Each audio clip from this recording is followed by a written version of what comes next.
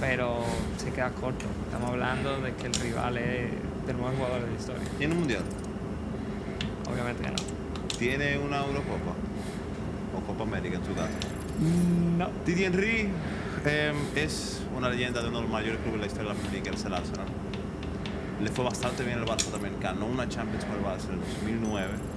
Fue una pieza clave en la Francia del 98, que gana Mundial, en la Francia del 2000, que gana la Eurocopa. Sí. Época dorada para Francia. Tiene más goles que Falcao.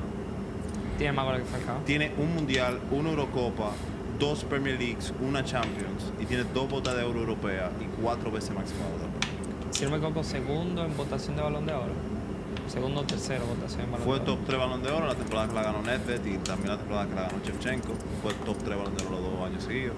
Lo hubiese ganado en la que lo ganó Ronaldinho, pero perdió las 2 finales importantes, la del Mundial y la de la Champions. Sí, yo creo que a él le robaron un Balón de Oro. Él debió ganar, creo que fue el año Nedved o de Shevchenko. Sí, ese sí. Es un jugador que debió tener un Balón de Oro y un jugador que, en mi opinión, es 10 veces mejor que Falcao. Sí, la verdad que sí. O sea, por más que me guste Falcao, me encanta Falcao. Estamos hablando de un tipo que su mejor temporada fueron casi 40, o sea, un gol shy de los 40, metió 39 goles y 15 asistencias. Y esa fue la temporada que el Arsenal hace la Premier League invicta, que nadie tiene ese récord en la historia. Vamos a ver este. A ver. Samuel Eto'o Ok. versus Karim Benzema. Interesante, ¿eh? Mira, yo necesito que tú me dejes hablar de Benzema. Así que si Ok. tú quieres, presenta esto. Samuel Eto'o, Y a mí déjame hablar de mi 9 favorito. de Karim. Bien, Samuel Eto'o, todos conocemos a Samuel Eto'o, jugador histórico del Barcelona, al igual que del Inter. No diría que tan histórico del Inter como del Barcelona, pero ahí está. Tuvo una carrera con 364 goles y 116 asistencias, en la que su mejor temporada fue la 2005-2006, que metió 34 goles y 10 asistencias. Nada mal. Eto'o ganó el triplete con el Barça y al año siguiente ficha con el Inter de Mourinho y también vuelve a ganar el triplete. El único jugador que lo ha hecho, obviamente. Ganó 4 en total, porque es el único jugador también en ganar la Champions con el Barça y el Madrid. La verdad que el Madrid él no jugó, pero estaba en la plantilla. Tiene 3 ligas, 2 copas italianas. Es un jugador que realmente ganó muchísimo en su carrera y que muchos consideran como el mejor africano de la historia. Para mí el mejor africano de la historia. Yo creo que sí, es merecido el título. Fue 4 veces jugador africano del año. Sí. Y fue máximo ganador de la liga en el 2006. 2006, que ahí estaban los galácticos, etc. Ganó una Copa Africana, tiene casi 400 goles, pero Excelente jugador. desafortunadamente se encuentra con Karim the Dream Benzema, un jugador que duró una década en el Real Madrid, luego de pasar del Lyon, donde ya era considerada la mejor promesa francesa. En su momento ha ganado 5 Champions League, 5 Champions en el Real Madrid, teniendo en cuenta que desde que salió Cristiano se convirtió en la figura completa del Real Madrid. Ya era leyenda antes de que se fuera Cristiano, pero luego de que se fue básicamente se plantó como probablemente el mejor 9 de la historia del club, tomando ese rol de liderazgo, ganando Balón de Oro en el 2022. Ganando Balón de Oro en el 2022. Tiene 430 goles aproximadamente, tiene 5 Champions, 4 Liga Española, además tiene un Balón de Oro y fue máximo ganador de la Liga en el 2022. Creo que a nivel de juego son 2 jugadores que son bastante buenos ambos. Sí, es verdad. Los dos son un tipo de delantero centro que no vemos mucho ahora, que son estos delanteros centros que crean juego. No te puedo comparar esto con Benzema por el Benzema de los puros. Está bien parejo esto, en verdad. Está bien parejo. Yo creo que Benzema es superior a esto, simplemente por el hecho de que, bueno, tú puedes decir, no, que tú tienes tanta Champions, lo que sea. Que es una menos que Benzema. Sí, porque tú dices que él tiene 4, o sea, en verdad él tiene 3. Y bueno, tú pudieras decir que en esas 3 realmente esto es un importante. Where tonight we've got some exciting action ahead of us. You know what? This is Rush. En la 15-16, creo que esa fue la temporada de Isco, que la mueve. And we're underway. No. Sí. Pero tiene momentos espectaculares en toda la Champions que gana. Es un jugador que cuando estaba Cristiano no era el más goleador. No. Pero Well, tenía they've begun un rol to y build up. seguía siendo crack hace mucho tiempo. Tuvo un partido de Lyon, hubo un partido de famoso. Let's box with the ball back. Y se bailó. Here goes Spitter goal. O sea, It para could mí be. Benzema And there is goal. pero gana de lejos. No, We Sí, have está muy peleado. opener. The thing looks Y spooky. Benzema, especialmente durante su carrera, no tenía muchas was as temporadas bad a shot as I've ever como seen hay one. muchos delanteros aquí que sí la tienen. Sumó temporada de 44 And there goes the goles, keeper. 15 Nicely asistencias. done. They Son broke it números down in the que middle of the park. ahora mismo Beautiful no se move ven. to find the Ningún space. delantero tanto. Finding a bit of space there. Haaland de los hace. It's Tiene going más to be goles que attacked now, and we have y a además corner algo to que no defend. hemos dicho es que tiene bastante asistencia. El And máximo they take the goal asistidor in half. es el A segundo. beautiful piece of defending right there. Esos títulos The valen play mucho. moving Son forward. un número increíble. Algo que me opinión. Can they beat the keeper from here? The defender must be feeling like a wall now. La penúltima en la que gana Balón de Oro, donde se mete 15 goles, ahí, en la que de esos 15 And goles that's it primero for se the enfrenta a attack. los The rivales goal's más cleared. difíciles. PSG, Damn. Just the keeper to beat. That's an amazing save. Al Chelsea le mete 3, al Heavy City le challenge for mete the 3 defense. también They en la poured out. competición entera de la vaina. Le mete penal en el primero y doblete en el segundo. No, doblete en el primero y penal en el segundo. Al El revés. doblete en el primero y penal. Él mete creo que 10 goles. Started to Creo que le move mete 4 forward. al Chelsea. Metió hat-trick en Stamford Bridge y después gol. That's a nice looking move. It's a corner kick here. Not that they need it. They're ready ahead. Era gol clarísimo. Ese año Playing it close in the corner. Y como quiera. ha tenido una fase. A pesar de que le quitaron su gol en final de Champions, como quiera tiene gol en final de Champions. Waste the possession there after El que that le hizo poor Liverpool pass. fue más o Hey, menos una Lovers, a good choreada. looking counter attack. Pero por ejemplo en la Look at final que that. ganó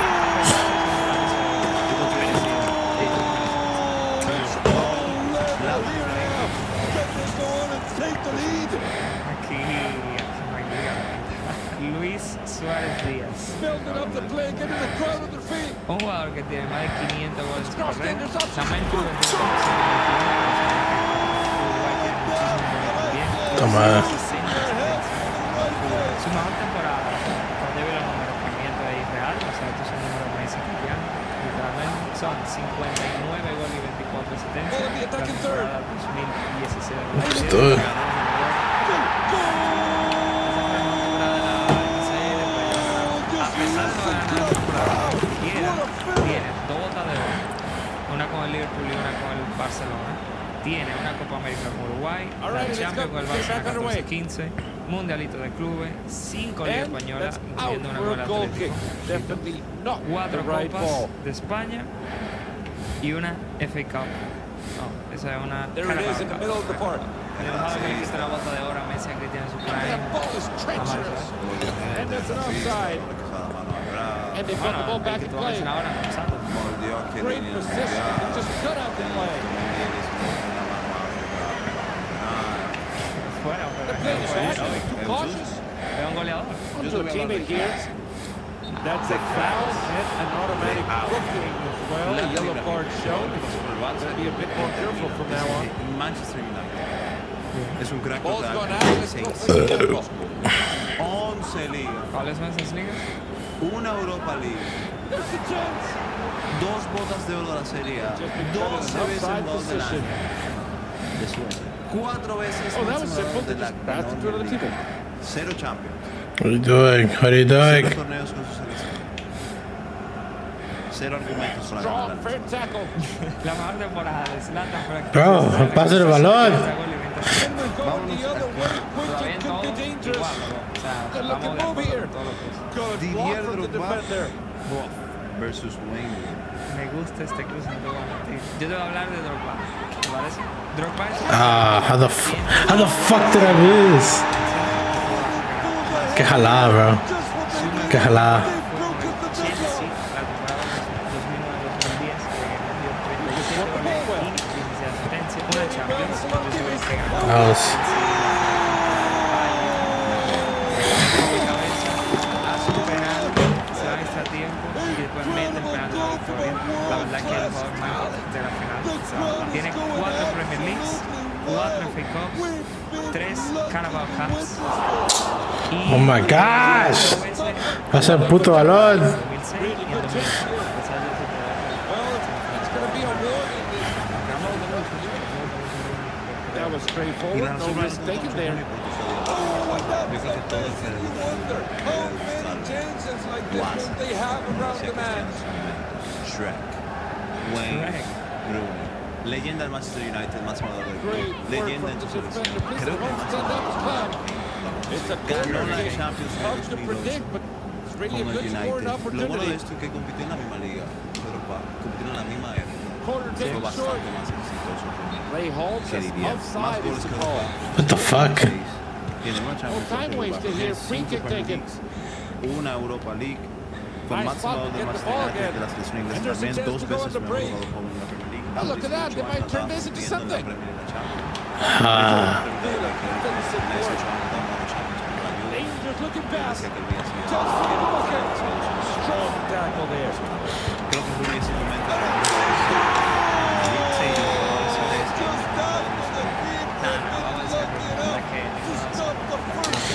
y además el catálogo de goles.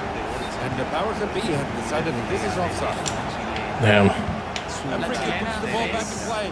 Debatiblemente el mejor gol de la historia.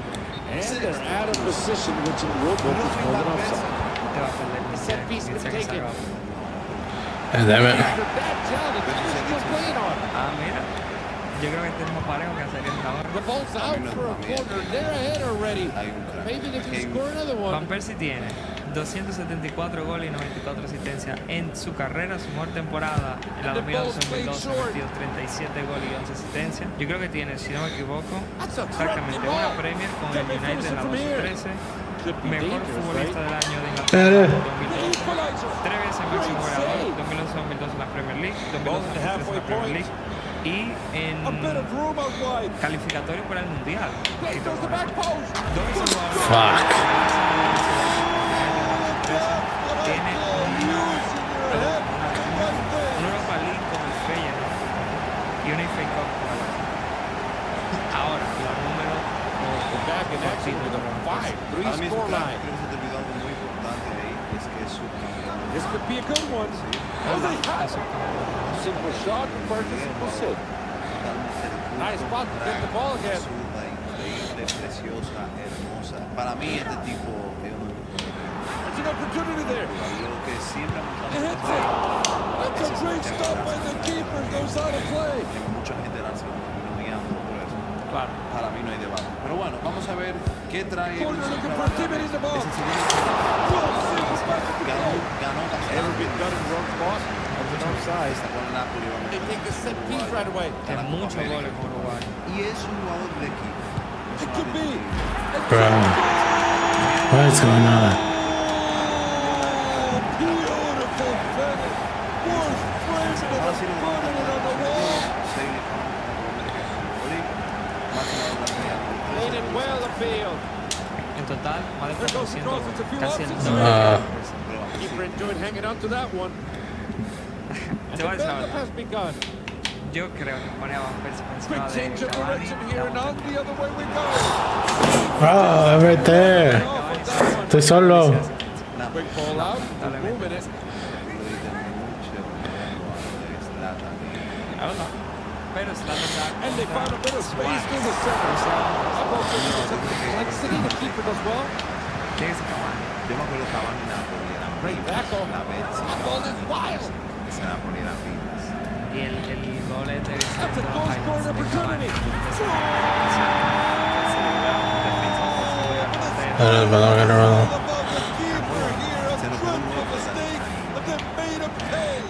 En realidad, pensando, se nos quedaron dos.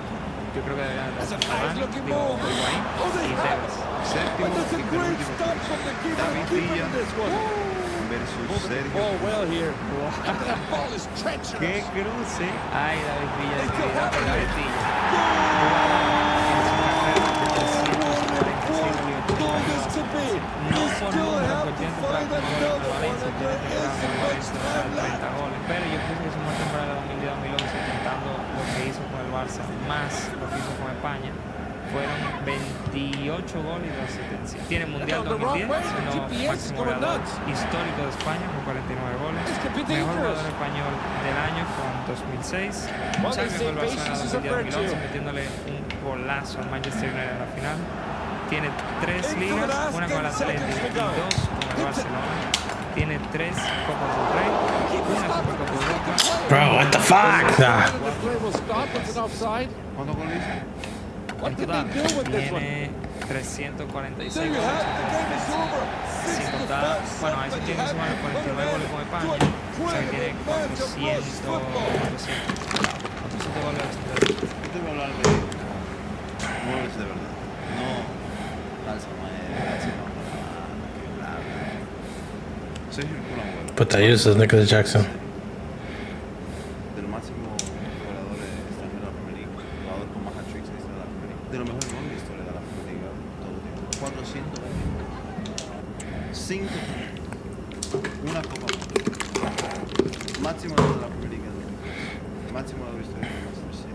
Su mejor temporada probablemente era 18-19, donde la metía toda, zurda, derecha. Yo creo que simplemente Mr. Kun Agüero es mejor. Yo creo que yo me quedo en realidad con David. El Kun Agüero tiene un número increíble. Es el mejor jugador de la historia del City, sin duda. Yo creo que De Bruyne está muy cerca ya, pero por ahora tiene que ser Agüero. Pero Agüero tiene algo que le daña a su carrera. Y es que con Argentina nunca fue importante. Mientras que David Villa es el máximo jugador de su selección. Cuando con clubes también fue importante. De hecho, ganó todo. Sí, pero lo ganó todo porque estaba en un Barça que arrasó con todo. Pero él es clave en ese Barça, él era clave, pero él no era tan clave para su club como Agüero, por ejemplo. Pero sin embargo, O David sea, Villa ese ganó. Barça tenía a Messi. ¿No? Ok, pero David O sea, Villa es quítale clave. a Messi ese Barça y ¿qué hace ese Barça? O sea, que ese Barça tenía a Messi. Sí, pero es que no lo podemos ir ahí. Es que si no tenemos que ir ahí cuando tú mencionas que él ganó lo que sea, que selección, que vaina. O sea, si tú miras a los jugadores con los que jugó fucking este tipo en clubes, porque no era Messi, porque Agüero jugó con Messi en selección. Pero Sí. David Villa tenía a Messi, Xavi, Iniesta, Busquets. O sea, era una puta locura lo que tenía David Villa detrás de él. Para mí Villa seguro. Para mí es que hacer lo que hizo el club en la Premier League, loco, no es fácil.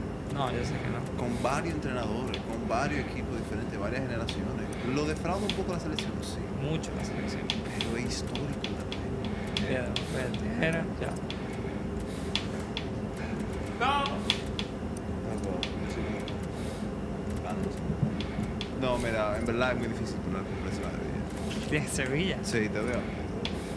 Y el último cruce, Robert Lewandowski versus Harry Kane. otro en el que no hay liga, literalmente. Hola, Harry Kane es bastante crack. Imagino que eso es lo que tú vas a decir. No hay liga aquí. Bueno. Robert Lewandowski. Dime del sobrevalorado de Lewandowski. Más de 600 goles en su carrera, con 150 y pico de asistencia. Su mejor temporada, de hecho, fue bastante reciente, fue la 19-20 por los números. Bueno, y por lo que ganó también. Y metió 55 goles y de asistencia en la temporada que ganó el triplete. En uno de los partidos más históricos de la Champions, metiéndole 8 goles al Barcelona. Lo quitaron el Balón de Oro en la temporada que se lo merecía porque sí. De igual manera fue... Por una pandemia que mató bastante gente, por favor, te digo porque sí. Y que eso tiene que ver con su premio. Descansa en paz lo que se murieron en la pandemia. No tiene nada que ver con su premio. Ganó 12 veces cada jugador del año. Ahí hay 2 alemanes y como 10 de Polonia. 2 veces bota de oro. 2 veces FIFA Men's Best Player. Una vez el mejor jugador de la UEFA. Y tiene 20 veces máximo goleador. Contando ahí obviamente muchísima Bundesliga y una de la Liga con el Barça ahora cuando fue. Tiene 10 Bundesligas. Una Copa de España con el Barcelona y un mundialito de ¿Dónde le hizo todos esos goles, la mayoría de todos esos goles? Bundesliga. Ah, la pobre. Donde sea da 600 goles. No, entre la Liga y la Bundesliga están ahí, son el la third verdad que tier. no hay. Claro que sí, bro. League One, Bundesliga. No, exacto, League One Bundesliga, lo acabo de decir. Sí. League One Bundesliga, lo acabo de decir. League One, Bundesliga. ¿Lo dice la Bundesliga? Ajá, ¿y del otro quién es? Mr. Premier League. Harry Kane, con 350 goles aproximadamente, máximo goleador de la historia de Tottenham, de los máximos goleadores de la historia de Inglaterra. Ha ganado varias botas de oro en la Premier League. Tiene 3. Tiene un Audi Cup. Una Tiene Audi un Cup. Kia Motors Cup. Muy bien. Tiene 3 botas de oro en la Premier League. Tiene un subcampeonato de la Champions League. Mete tiro libre, mete gol para la derecha, la zurda, penales. ¿Quién es mejor, Harry Kane o Lewandowski? Ahora mismo. Ahora mismo, Harry Kane, Lewandowski. Ah, no, ahora mismo es Kane. Está bien, ahora mismo. ¿Cuándo estamos haciendo este bracket? Ahora mismo, ¿no? Sí. Gana Kane. Ahora, ¿tú sabes cuál es el problema de Kane? Probablemente su mejor temporada en número fue la pasada con el Bayern, en número. Y a pesar de eso, tú criticas la Bundesliga. Este Tigre ganó 10 Bundesliga seguidas con el Bayern. Y después fue Kane a reemplazarlo y la perdió. ¿Pero contra quién ganó esa Bundesliga? contra el Mainz, contra el Dortmund de Club sin los dientes, sin dientes. O sea, Ajá. este pana lo peleó contra el Invencible de Xabi Alonso. O sea, un equipo que salió el otro este día. pana la peleó contra el Invencible de Xabi Alonso. Y el otro se la ganó a Klopp. ¿A quién más tuve que se la ganó? A un club sin dientes donde no se había operado. Obviamente aquí no es ni siquiera que no hay debate. Yo creo que este es de los más disparejos que hemos hecho. Sí, yo creo que Harry Kane debe ganar. No ganar nunca Kane. ¿Por qué no ha llegado a una semifinal de mundial? Yo en Polonia. ¿Y eso tiene que ver conmigo? Luego ganó una final de la Champions. ¿Quién ganó una y quién perdió una? Entonces que ganó y Harry Kane casi gana. De casi gana no, fue de las peores finales de la historia. La verdad que es horrible. Esos fueron los octavos. Ahora tenemos cuartos. Ronaldo Nazario versus David Villa. Loco, gana Nazario porque tiene 2 mundiales, simplemente es superior, 2 balones de oro, simplemente el mejor jugador. Simplemente tiene una obra que David Villa no tiene. Ya David Villa pasó, che. Con Nazario tú le vas a ganar en la vida, esa es la verdad. Pasa Nazario, ¿no? Sí, sí, pasa Nazario. Segundo cuarto de final. Titi Henry versus Wayne Rooney. No, Henry de calle además. Nada más por el currículum que tiene Henry, tiene que ser. ¿Qué currículum? Sí, este tipo tiene más experiencia, no bueno. ¿Y dónde está su ¿Dónde está su mundial? No tiene mundial, no tiene Eurocopa, Su Eurocopa también. pero tiene cuernos a su esposa, por ejemplo. ¿Y eso que le suma puntos? Le resta, pero Titi también, básicamente. Entonces, Claro, Titi también con tiene. Kate Abdo, la de CBS. No, aquí obviamente, para mí aquí también gana Henry fácil. Yo creo que gana Titi Henry, porque Titi Henry simplemente a nivel de jugador internacional creo que es mejor. Uy, pero es que no sé, loco, porque piénsalo, en los rankings de Premier League, ¿a quién tú pones a quién tú pones por encima? ¿A Henry o a Rooney? Yo Henry, pero a mí Rooney no. Creo que Titi, pero está muy cerca de todo. Titi es simplemente un buen jugador. Karim Benzema o Edinson Cavani. De igual manera no hay liga. Aquí no hay liga, o sea, Benzema le da 1000 vueltas a Cavani. Benzema le da 10 vueltas, ¿no? Sí, Cavani tiene más goles, creo. Sí, Cavani tiene más goles. Pero Benzema es el mejor jugador. Y ganó 10, o sea, ganó, yo creo que si tú lo equivales, ganó casi 10 copas más importantes que todas las que tiene Cavani en su carrera. Ganó 5 Champions. Ya te dan las 5. Y es que para mí esa temporada que él gana, la 21-22, la temporada de Balón de Oro, lo pone muy superior a... Suma mucha aura. O sea, va a ser difícil tumbarlo. Último punto. Luis Suárez versus Robert Lewandowski. Cruce, todo eso está muy peleado, lo más peleado que hemos tenido hasta ahora. Pero yo, Luis Suárez. ¿Por qué? A nivel de 9, Lewandowski se lo llevó en goles. Se lo llevó en todo, básicamente. Tiene Se lo dice Champions. muy seguro él. Que para mí lo peor de Suárez es eso. O sea, lo peor de Suárez es que en momentos importantes no ha aparecido. Porque Suárez en Champions, muy pobre. Muy pobre. En Champions es pobre. Mientras que Lewandowski, la Champions que ganó fue una Champions de locura, teniendo en cuenta que él ganó esa Champions, en la Champions de COVID, donde había menos partidos, se empezó a tirado como goles. Ganó todos los partidos el Bayern Munich en esa Champions League, fue una máquina. Lewandowski rompió el récord de la Bundesliga ese año, metiendo como 50 goles. 50 goles, 51. Para mí Lewandowski es mejor 9 que Luis Suárez. Para mí Lewandowski es mejor 9 que Luis Suárez. Luis Suárez no pudo ganar la Premier League con el Liverpool. Tuvo que irse al Super Barça de Messi y Neymar para poder ganar.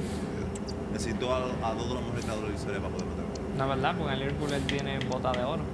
Claro, pero no tiene 51 goles en la Premier. Está muy bien.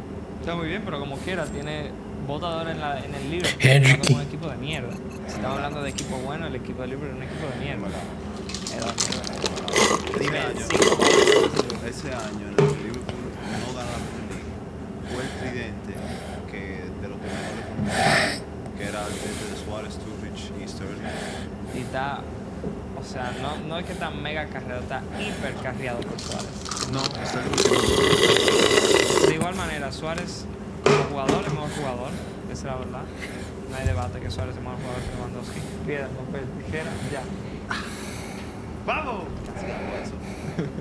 Casi hago eso. Pasa Luis Suárez. Y tenemos semifinales. Ronaldo Nazario, Karim Benzema. Yo sabía que ese era El ídolo y el estrella. Significa Submarina, que el otro Fernando cruce Palomo. es Luis Suárez. And I think we're all Benzema ready tiene for chance. some Tiene action. 5. Tiene más goles, tiene más carrera, más longevo, tiene más asistencia, máximo asistencia de la historia de Real Madrid. Aprendió Ronaldo Nazario. O sea que a nivel de juego, And there's the ball. mejor de la historia. En la Es claro. Ah, fuck. Positioning by the keeper. De balones They've read the play while they're breaking de its speed. velocidad de 15 años. Good ball played in behind.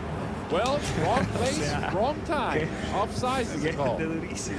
We're gonna get things No, pero moving again la with verdad that es que short Benzema pass. tiene mejores números porque están ahí, o sea, yo no me lo estoy inventando. Unable to Benzema tiene hit mejores the números, target. tiene una carrera más larga. Jugaron los dos en Madrid. Benzema played it short es to más resume histórico play. que Ronaldo Nazario en Madrid, son facts. Pero Ronaldo Nazario That attack ended para muchos es el neatly. mejor 9 de la historia. ¿Qué fue mejor, el Mundial de Francia de 2002 o la Champions de 2003? Eso, mira, 20 años después. eso depende de lo que tú le quieras. En ese mundial, Bro, what are y'all doing? Pass the el ball. partido que no metió gol fue los cuartos de final contra Irak. No time wasted, and we're back on the way here. Contra Turquía, doblete en la final contra Alemania, That's a good looking un gol move. contra Bélgica en octavos. y Good después ball! tiene And certainly wasted no time getting the scoring Sí, underway. pero no en el mundial, y la otra en la final de la Champions. Ahí depende de que tú le quieras dar más valor. ¿Contra quién fue la final? ¿No te acuerdas? Alemania. ¿Contra quién fue la They could final? tie it. Ah, what the hell? This serious. No. Trying to pass in that shit. And the keeper's Y happy to doblete get the en la ball final. rolling again. Benzema le lleva la milla que gol eso. En goles sí, This es could be a verdad, good en chance. goles se la lleva. They play it deep. Sí, se goleador toda su vida. Great bit of defensive work. Mucha gente piensa el debate mejor jugador, Benzema. Ah, fuck. Great read by the defenders. They did a great job. Got a chance to put this one past the keeper. Hits it. That was an amazing save. Si son objetivos, en realidad Nazario es el ganador de hoy. Nazario te la Tiene que ser Nazario. ¿Quién tiene que ser Nazario? Goles, González. They got an attacking position. Ese va. Bro, what are y'all doing? For another sport to be worth 3 points. Uno tiene primero, otro no. El otro tiene mundial ball y played to a Eurocopa. Visual no defender, mantiene and Copa we're América. back No on tiene the mundial, way. aunque llegó muy lejos con Uruguay y lo ves de la mano. Su mejor temporada le da 1000 vueltas, la de Suárez a Titi Henry. En cuanto a números, ¿quién mejor jugador? Probablemente Henry. Era muy peleado. Great tackle winning the ball. They're not wasting time and they're headed back the other way. Oh, great block. That attack ended neatly. Ronaldo Nazario es el mejor 9 y el ganador de este bracket. Y tercer lugar en That's a beautiful pass going in. Mis Suárez. No. Outside position. No, ¿por qué? Como Luis Suárez. Suárez tiene más They're goles. starting to move up. ¿Qué es lo mismo? What an elegant way to defend a golden opportunity. Ganar, torneo, tú contando la tuya. ¿Cuál es la competición más importante? That free kick puts the ball back in play. Suárez. ¿Benzema? Sí, ¿Cuál es la competición más importante internacional? mundial. ¿Cuántos mundiales tiene Suárez? That was a well-won ball. La That's a segunda. menacing looking pass. That's a great score. Good Ah. Don't they pass the ball? goal. Nicely in the end, they put it in the back of the net. ¿Cuántos partidos Let's suspendidos? move the ball and let's get this thing going. ¿Cuántos partidos suspendidos tuvo Benzema por la Building up the play, getting the crowd on their feet. Varios torneos. Sí, porque lo sacaron de Varios Francia. torneos. Como 200 partidos. Sí, desde el Going the 2014 wrong no way. jugaba. Their GPS is going nuts. Yo creo que eso es Winning the ball back Yo no well. sé, ¿qué tú prefieres? ¿Ganar 5 Champions? Y ser conocido como No o problem for ganar the keeper. bastante menos Champions, ser bastante The menos best of importante has been a nivel done. europeo y ser conocido como Cani. ¿Qué tú prefieres? ¿Un pedófilo o un Cani? Yo prefiero ser un Cani. But the other time. Sí, viéndolo estrictamente a fútbol, es muy parejo. ¿Qué tú prefieres? ¿Morder de Felipe? God damn it, man.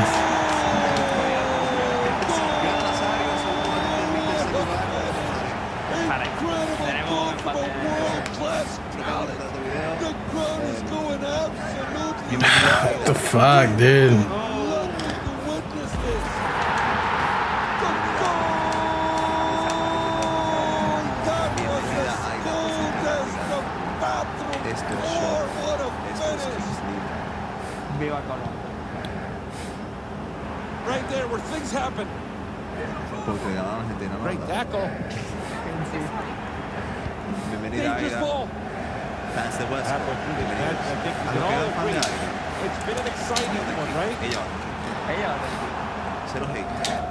That's it. It was a crucial tackle to win the ball Me back. encantaría eso. There's an opportunity there. Vamos allá. And that's a blue card. It's something you'll have to Right, let's get cracking, Joe. It is a huge game on Sky this weekend. Top v second as Man City take on Arsenal. Ah, fuck, what the hell? So we thought this is going to instigate a bit of heated debate. Yeah, this is going to go really well. Actually, we'll see.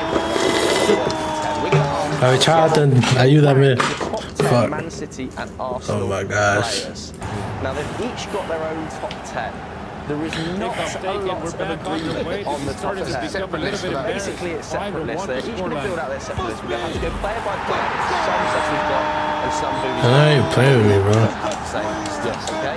Go player by player? Yes, let's do that. And importantly, we're doing this on ability rather than form. Yeah, A lot of the players haven't played, so obviously. So Rodri hasn't really Played, obviously Foden's not been in much. Odegaard's injured as well, so we'll do it on ability. So should we start with a player that you Ah, fuck. who he hasn't? Oh, that was simple. Yeah, Did David this Raya. practice Reveal the TV? first one. Yep, of course. Talk about David Raya and where you place him in the. What's that face about? Well, let's see what they do from here. Movie's got his head in his hand. Oh my, they look so comfortable here. They're Can I get a ahead, taxi they're out of here controlling now? the See, I've ball, got one they're for looking 11. to extend that lead. He's been pulling. We're talking top 10 of all the players. The 22 for City and the 22 for Arsenal. 40 odd players. That is top 10.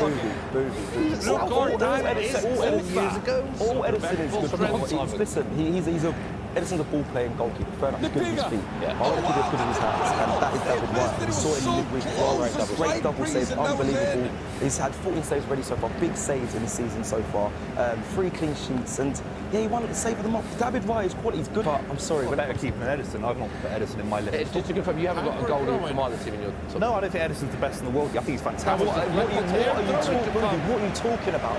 I'm not top 5 in the league. He wasn't PFA team of the season. Yeah. What are you talking about? There's just an argument he's not even world class yet. I think it's yeah, not yet, but top 10.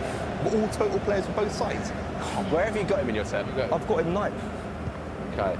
Yeah, he's unbelievable. So we've only not got Ryan, he's not got Edison, interestingly. So do we go to a player that you've got? This actually doesn't. This is perhaps quality football. It is a quality football, I must say. But of course I do. Quality football, Mikel Arteta also makes how for me, listen, I'm one of the players that I would swap out my Arsenal players, and I'm sorry, he doesn't make it. Bernardo Silva is the most important player in Arsenal's last 20-year history since Dennis Bergkamp. He's that good. He's a treble winner. There you have it. They have completely regained possession. He's better than Martin Odegaard. He'd be the best player. Well run ball. No question about it. I've put him. They missed it. He can play right wing. After all that talk, you're going to put him 5th in number 10. You're put him 5th. Boost him Yeah. up high. City are at the moment. Right here. Fuck. So you've got him 5th. You haven't even got Bernardo Silva. We've got quality. We've got Bernardo quality Silva start for Arsenal. Yeah, currently he would. Nah, fuck. I'm sorry. I wouldn't put any player that I have in my team. So that's it. But What are you doing? Just give me the pass. Up next, who's that? it's Benoit. Oh, shit. Good player. I've heard on record as well, Ruby, by the way, you said he's a Rolls Royce, you don't hear the engine. You like Benoit, I like Benoit, I think he's solid. I don't think he gets the credit that he deserves, even his Oh, fuck. So yeah, the dark part, shall we say, that he brings into the game as well. He's underrated as well for his ball playing ability as well. I think people forget that. Defending wise, he's resolute, he's sound, perfect, but also on the ball, the way he links up Saka and he helps when he overlaps. He's a quality footballer. Benoit has to be on that list. He's so important. See how fast it took. Yeah, very good. This week, Do you think Benoit will start for City? yeah, now, 100% yes, now. Listen, that's not to take away Carl Walker's. Listen, Carl Walker's one of the best players in Premier League. But right now, Benoit would. And we're not doing a combined 11. You could argue Ben White still hasn't achieved. He basically won 0 trophies. The achievements, you know, we're doing the 10. This is about the start. Just the 10 minutes always come with records and achievements, and ultimately Arsenal won nothing since the COVID. But this is Cup. skewed then if we do that. If we do achievements that would. Oh, they get a great chance against the keeper. What an elegant way to defend a golden opportunity. This to go even.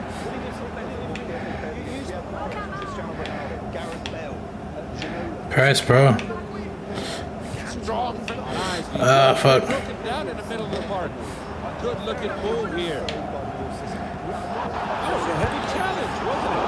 How did he stop that? Unbelievable. This could turn into something interesting. Can they? Keeper handled the attempt well. They played quickly there. Well, there you have it. They've been awarded a second yellow, and with that, they'll be sent off to the sin bin. Played short to get things going. Well, we can't take our eyes off this thing. We've not even noticed we're halfway through already. Time for a throw-in. That attack ended neatly. Oh, they got the ball back. It's a chance. Good job by the ref upstairs. Offside. They're really rushing the free kick. Well done by the defender to break up that attack. The ball in attacking position. They're putting it all out. They're blocked that shot at a player disadvantage.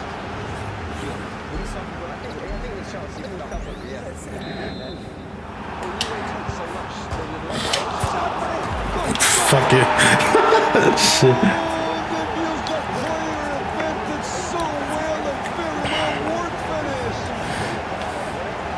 And we're back on their way 2-0. They fire it. That was so close, so unlucky. Ball's back into play.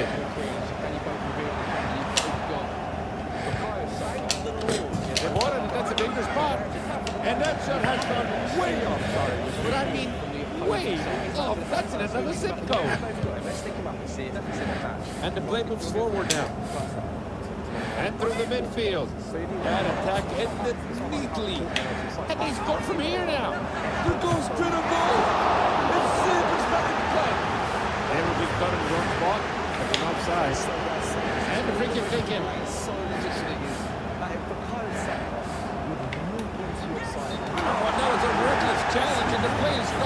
What's up, Joshua?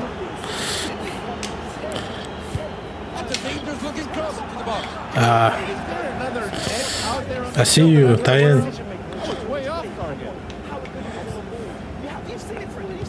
That's a beautiful pass going in. And that's the look, and the refs kind of run a yellow card is shown. Free kick played short. Fuck. Por favor. Please.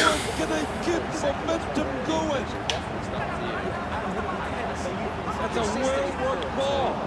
Really straightforward stop. They're exposed to the back, the counter's on. They find themselves in an offside position.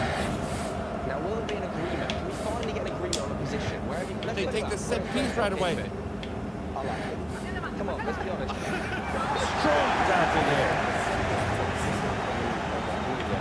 Well, time wasted here. Free kick taken. Could not break down the dangerous giveaway. The ball is upfield. Another big down with no infringement this time. I was. Hit that. Let's go.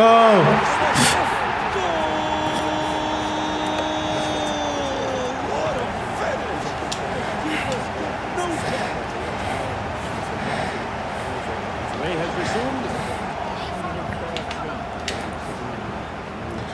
Challenging to get possession. They're not wasting time and they're heading back the other way.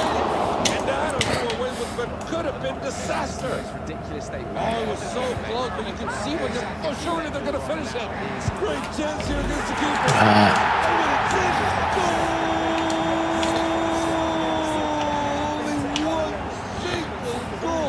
Separated them. Ta madre. My bad. The ball played to a defender, and we're back underway. In possession with that tackle. Dangerous looking pass. They can beat the keeper from here. Looks like they're outside, and they're pulling this one back. There it is in the middle of the park. Keeping the play centralized. That attack ended neatly. Dangerous ball. Keeper read the shot well. Oh, but it still could be. A chance to look. That was a decent stop right there. there. Good job.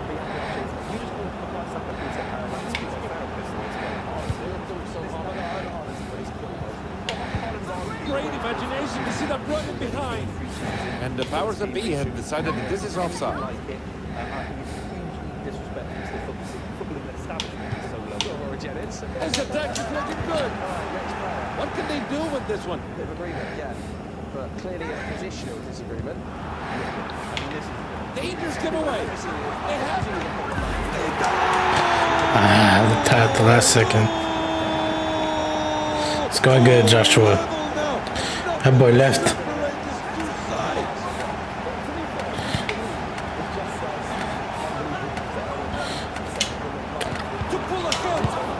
Let's go.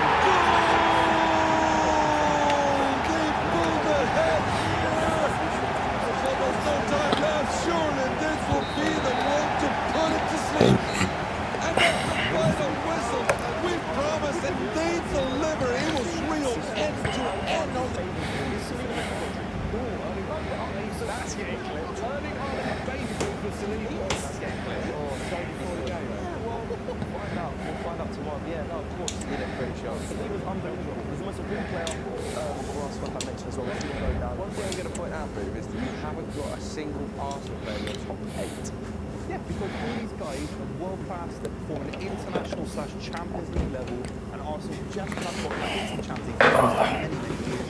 They got absolutely bullied by Bayern Munich last season. I've yet to see Arsenal win any European silverware. All these lads have got European pedigree. And that leaves our last player. Roger. Well, speaking of European pedigree, man, linked to the Ballon d'Or. They're 1 and 4, is it? We can stick him up, and then we'll have to What the fuck? He is a quality player. He's a quality player. He mentioned last week there. Ballon d'Or could be a Ballon d'Or winner by once the side. I think he will win it. I think he should. I think he's underrated. What the freak happened? I've got this. Okay, thank you, but I'm gonna say yeah. what the hell happened? Ah, I crashed probably. Let me start again. Listen, Rodri's a quality player. I'm gonna be tribal and go with Arsenal players. That's why. Yeah, fair enough. That's why it's sad like this. But listen, They ain't fucking up. It gets unnoticed how good these players are. That's why I mentioned even Declan Rice at times when he goes for us. You can see the quality, and I watched that position. Rodri's pretty the best in. Props to Saliba, he's only got done well. Arsenal is 2 before games with him, 1.6 points a game without him. He's a huge player for Arsenal, William Saliba. Obviously, their defensive record is unbelievable. What a loss. Rodri for you. It probably makes sense, one, considering he is the out of these 20 players. Good stuff, good stuff. Bro, how are you still watching if it says there's 0 viewers? Are you still on there, Joshua? Joshua?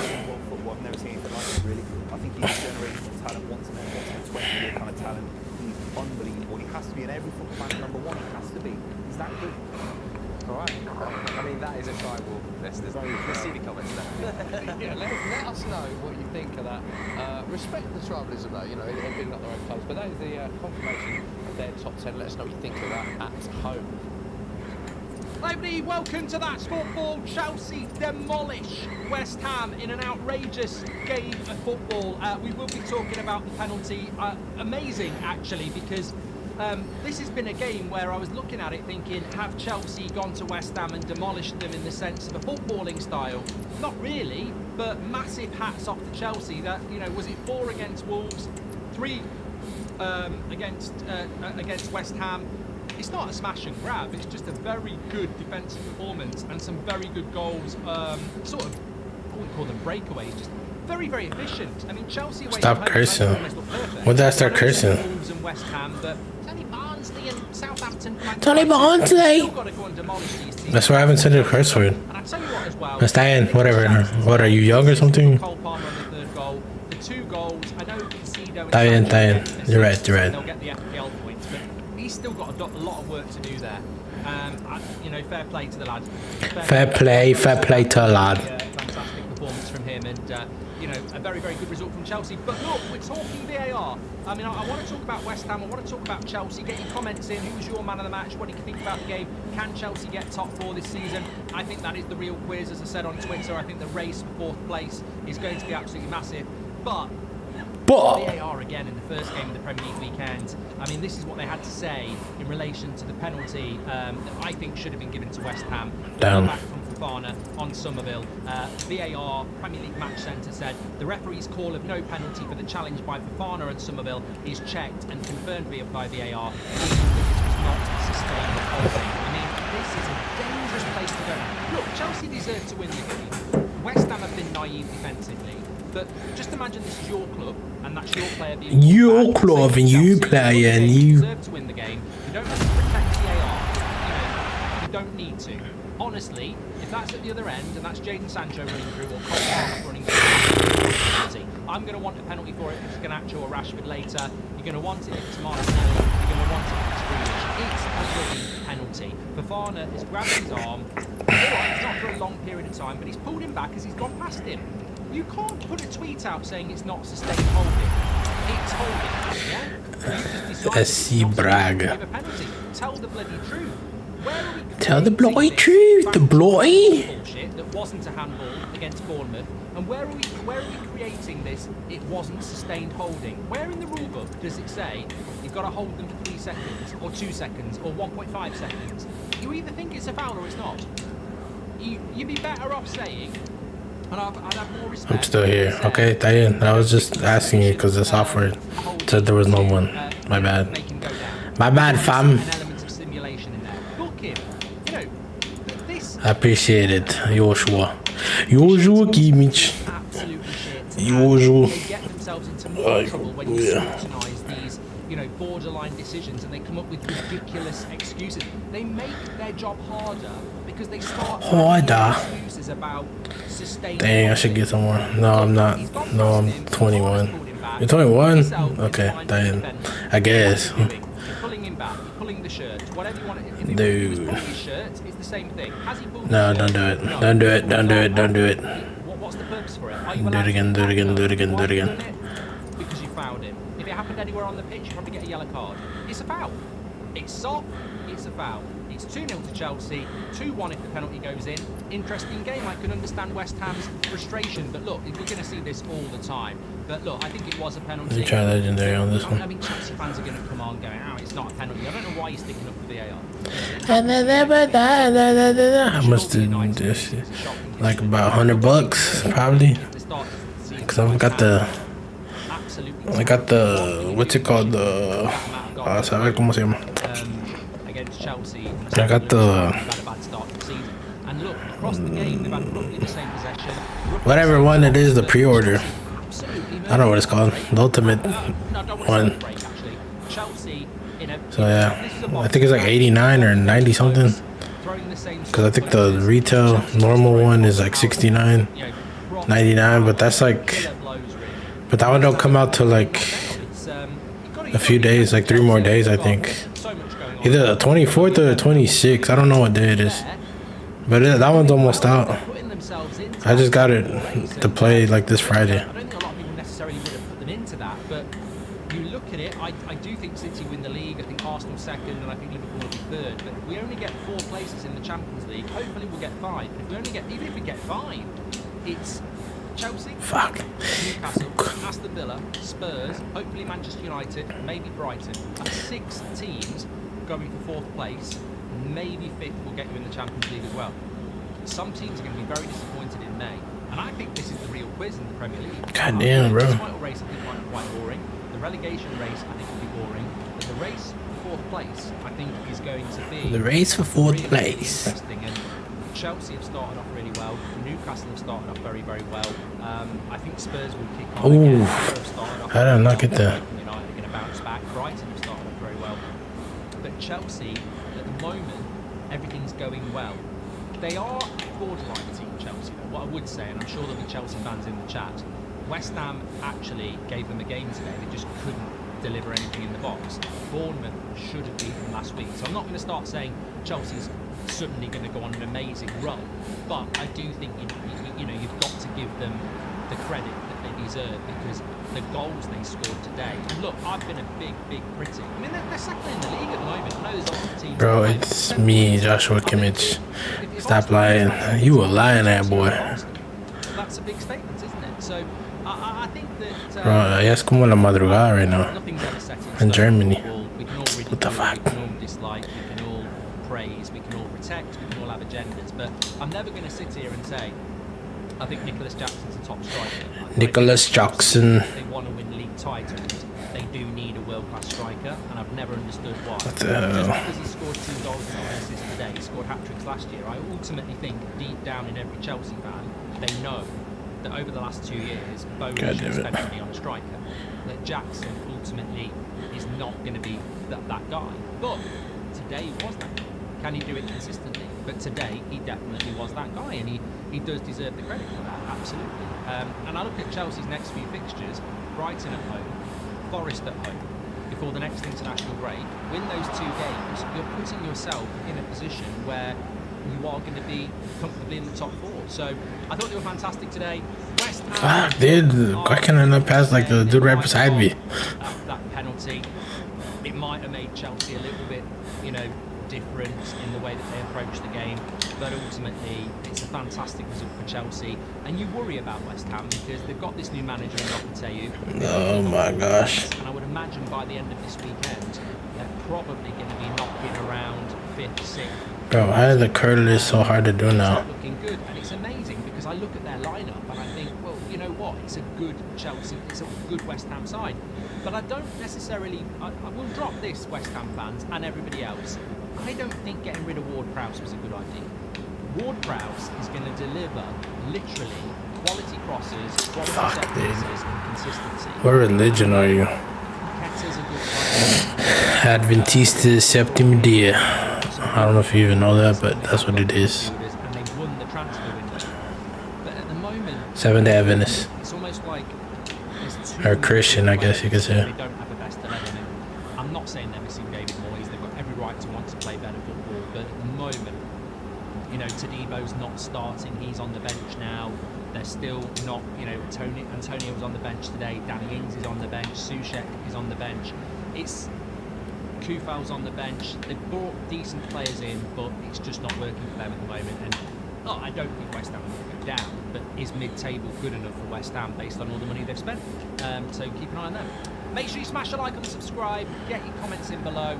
Chelsea, ridiculously good day today. The goals were fantastic. Big shout out for Nicholas Jackson.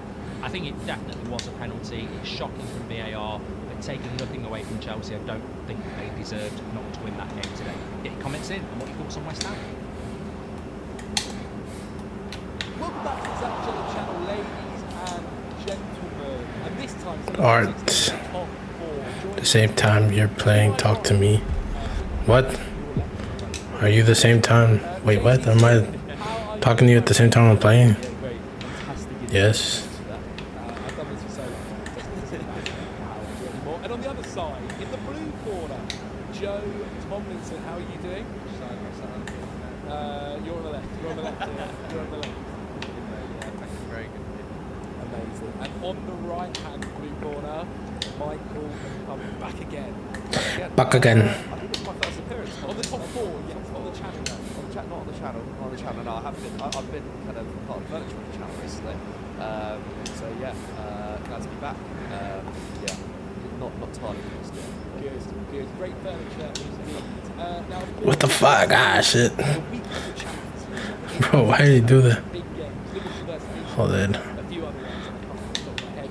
But we're going to discuss all No the manches, how did I get that there? all of our predictions. Give me Rodri. Oh my gosh. However, things will change a little bit. There's no points awarded anymore. I'm now involved in the conversation. And at the end of the video, in the comments below, you guys can like one of the comments I have left of who you think Fuck, why are they not making runs no more? you make the best points by liking the comment they made. Okay, guys, without further ado, let's crack on. Okay, question for this one. Is Bayern Munich underrated or overrated? Are they underrated or overrated? Bayern Munich. As you can see, guys, I've got the whiteboards. Oh, fuck. I will not forget next time. Alright, lads. Without further ado, let's show Oh, gosh, shit. Offsides. Oh, manches, man. I've spoken a lot No manches. Nicholas Jackson. That's good to hear. Okay, Nicholas Jackson. See why you're saying underrated. They've got Me too, brother. You too what? I get that, but equally, we're looking at a Bayern Munich side. What do you mean, me too? They've got Harry Kane, still scoring for fun, and I think the expectation is there for them to, make it to the semis at least once again. And I just think there are better squads out there, there are better teams out there. I think Real Madrid are better. I think Arsenal are better. I think Man City are better. I think PSG are going to be real contenders this season under Luis Enrique. I think they've had a great start to the season too. I look at Bayern Munich and I think they've had a decent start to the season, unbeaten so far, but that defence still looks pretty leaky. Like, I don't think Company's sorted out the defence. I don't think they're much better attacking wise than they were last season, and they're yet to be tested yet. And I just think, I think we could, in some of the bigger clashes in the group stage. Fuck, dude. Does that not make them amazing? I feel like what you're saying is like everyone thinks they're going to go out quite early. Oh! However, this is the one we decided to have this season last year. Did pretty well against Arsenal. They did manage to play the competition. Oh, Billy, la madre, bro. Me too, brother. Yup. What do you mean? Bro, yo no sé qué estás hablando tú.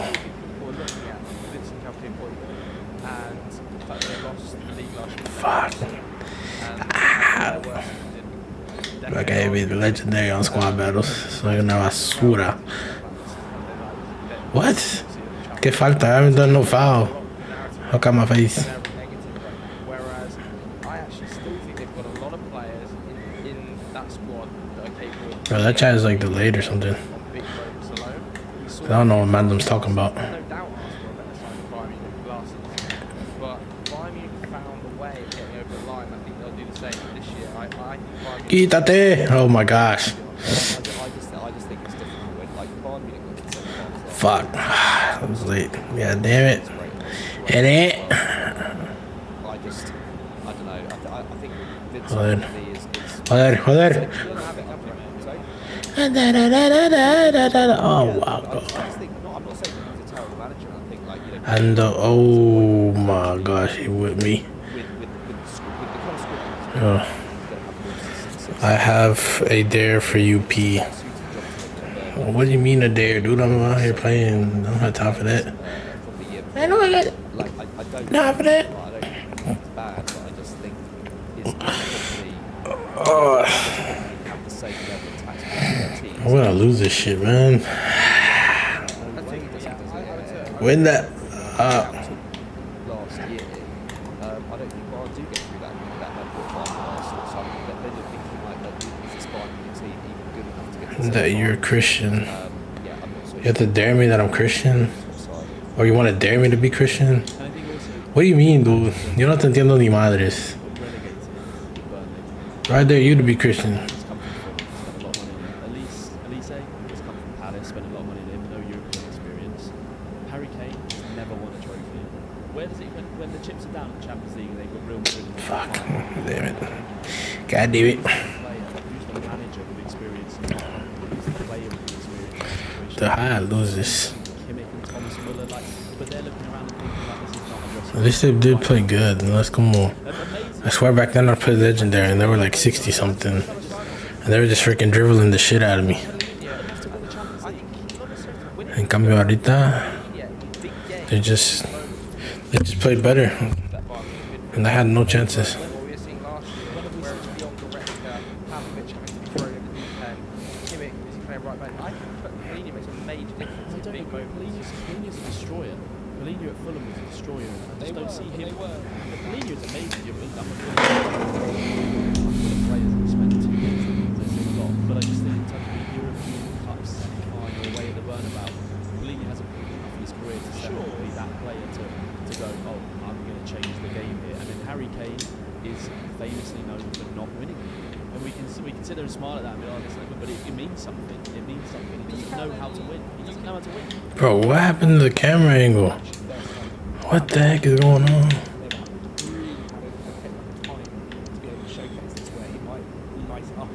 He's played for Portugal in big games. He's never been a letdown. But my point is Pellegrini is not that midfielder like he's not going to grab the ball, but I run think, and but I think score a goal or Elise do something. I think genuinely Elise could be. We're talking about someone Could be, but he's not. who is like looks generational. He looks incredible. Okay, so do that. Fantastic. This shit is way too high. Why is it like this? There are a lot of variables. What I will say is that Polina. Something's weird. Oh my gosh. Yeah, this is the last big move. Realistically, the last big move in his career. Harry Kane, obviously, this is the this goes to buy me the last big move in his career. Huge pressure on him to win trophies. And then Michael Elise, who knows when if he went injured at some point this season. I just think that there are a lot of variables there.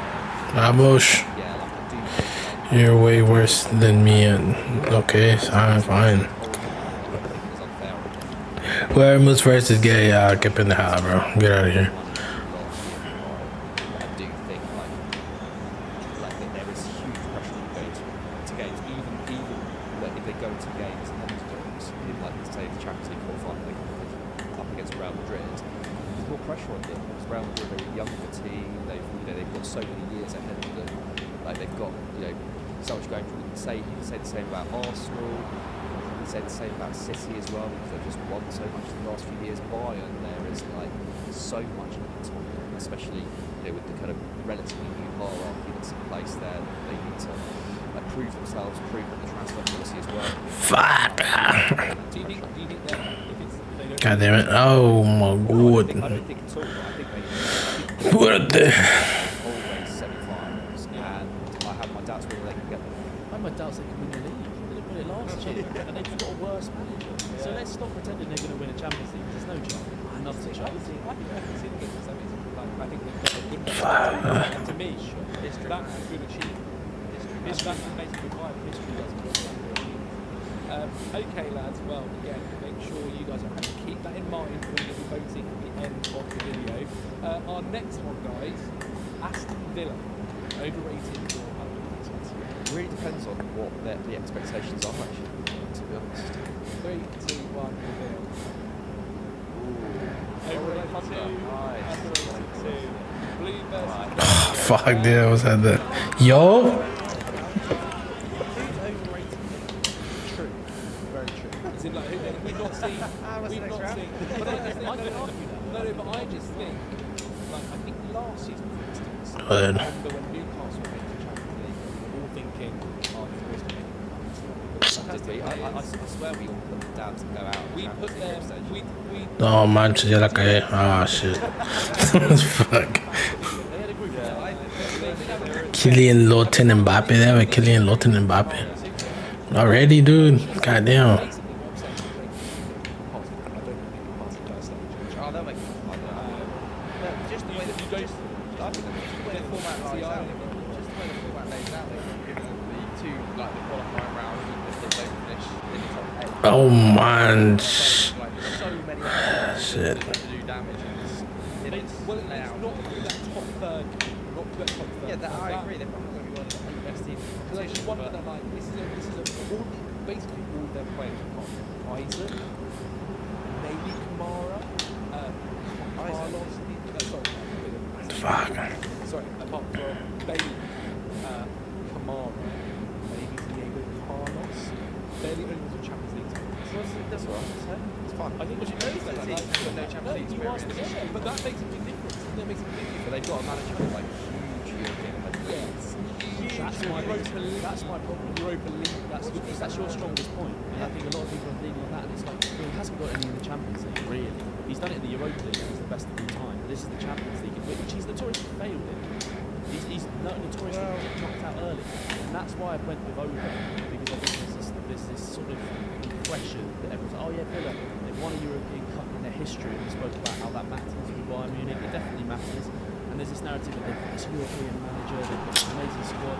Do you like me? Bro, I don't even know you. No one's sitting here, I'm not going to be sitting here. I'm gonna like you.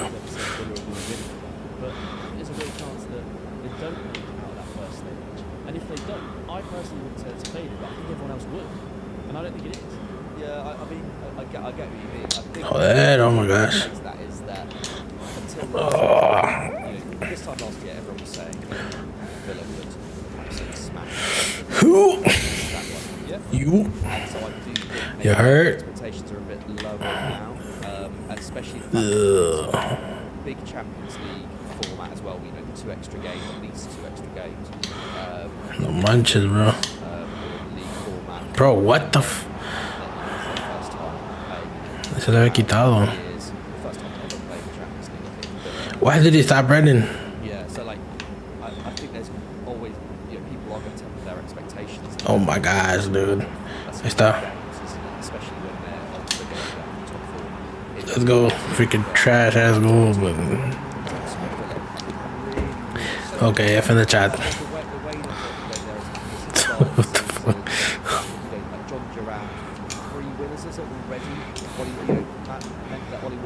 How did you miss, you asshole? Nice. I didn't miss. I made it. What are you talking about? Bro, I swear that chat is like freaking un minuto después.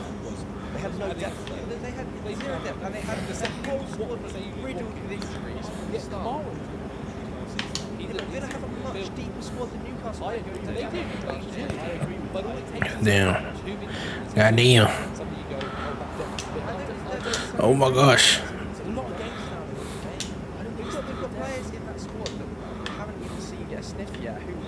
The sniff.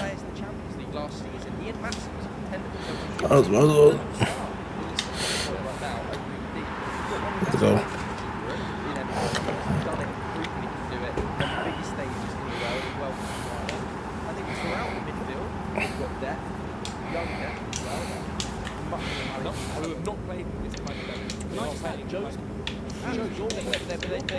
Nicholas Jackson. Champions League to finish higher than, you know, the likes of Spurs, the likes of Newcastle, the likes of Man United, the captain team to the Champions League. Joe, these points, everything you're saying is true, and that's why I've got them in the overrated bracket. Because you add to it the history of Villa Park and Aston Villa, you add to it the European... BC.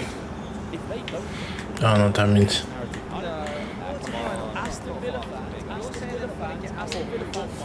Aston Villa fans aren't sitting there saying this. I don't think Aston Villa fans expect to get there, but I think the narrative that's been written, it's like they've got this amazing European manager, they've got this huge squad, they've got and that will be enough these exciting players. So what is getting out the group? That's the aim. I think that's definitely okay. So I personally just maybe the argument for them. I sub to you. Appreciate it, fam.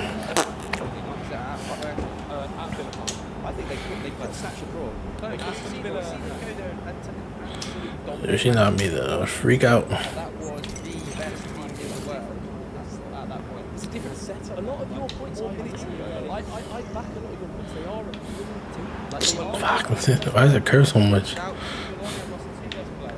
They beat clubs like Juve, who are backing me up. Leipzig, who are not away at Leipzig, they're not amazing. Away at Monaco, and then at home themselves. But they only need to get three wins from the group stage game to go into that top. 9 points is going to be enough to put you into the top. I just think the way I spoke to people about Aston, I think the reception is going to be better. It's in the high. Okay, they might be everything that you're arguing is my views, by the way. Like you're looking through those things and you go, oh, Aston Villa away at Bayern, they can snap a draw there. Why? Based off what? They could definitely Why? Bayern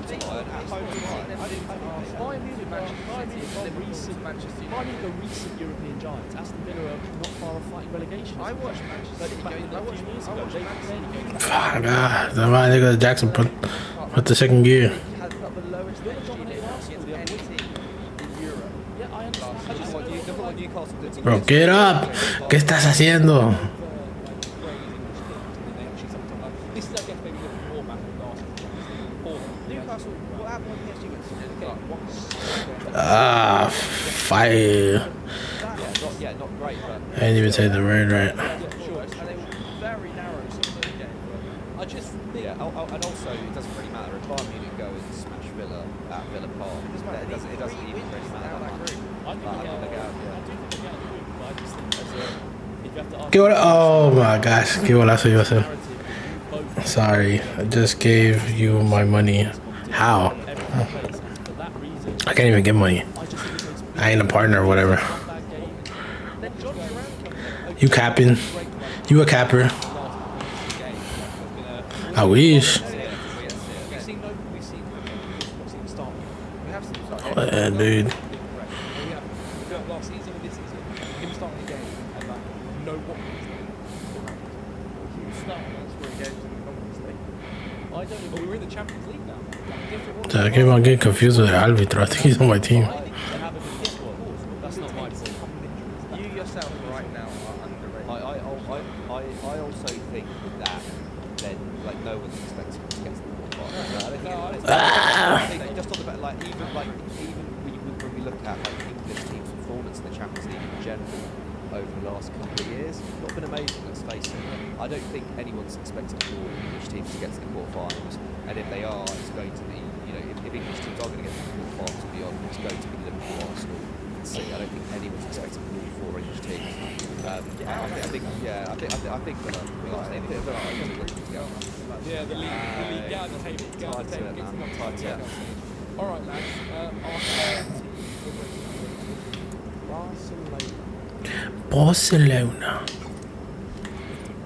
two overrated, two underrated. Love it.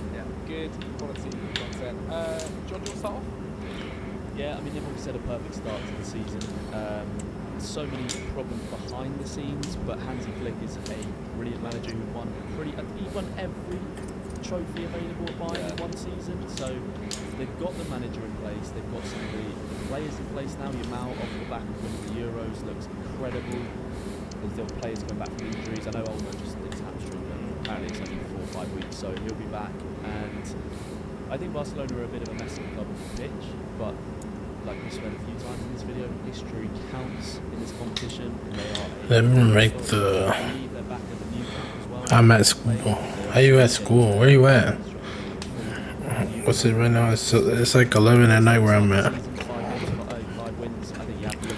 Well, you on the other side of the world? You in England? Or where you at? You in Asia? Especially with the average fan base of Barcelona. I was shocked when I saw him on 5 games this season. I was like, but I think the narrative very quickly changes in Barcelona, and I think a perfect start like that under a new manager. It's like F Liga. They're having harder manager who's a little bit different from what they're used to. Not Spanish, no previous connection to the club. Feels like on the pitch, feels like there's been a reset, and Yamal off the back of the Euros, Pedri back in the side, Lewandowski in form. Barcy, playing brilliantly at the back. I think there's lots of reasons for people to be like, actually, this could be a thing. They're playing really good football. I think the expectations are really high. I think we're getting a bit ahead of ourselves. I think across the whole season, I still think the details of midfield are a problem for Barcelona. Frankie will come back. But Frankie's never held it down as a lone six for Barcelona. In his Barca career. Maybe Flick, but like a number of managers have not been able to get the best out of him as a lone six. And I do worry that their inability to find him. Where do you think where do you think Barcelona is on there? So quarterfinals. Would that guarantee you a spot? No, it doesn't. No, sorry, I'm saying no, as in. I love how no one actually knows. No, sorry, I thought you meant the final 8 teams. Like, where do you think Barcelona will this season? I think quarterfinals is very, very realistic.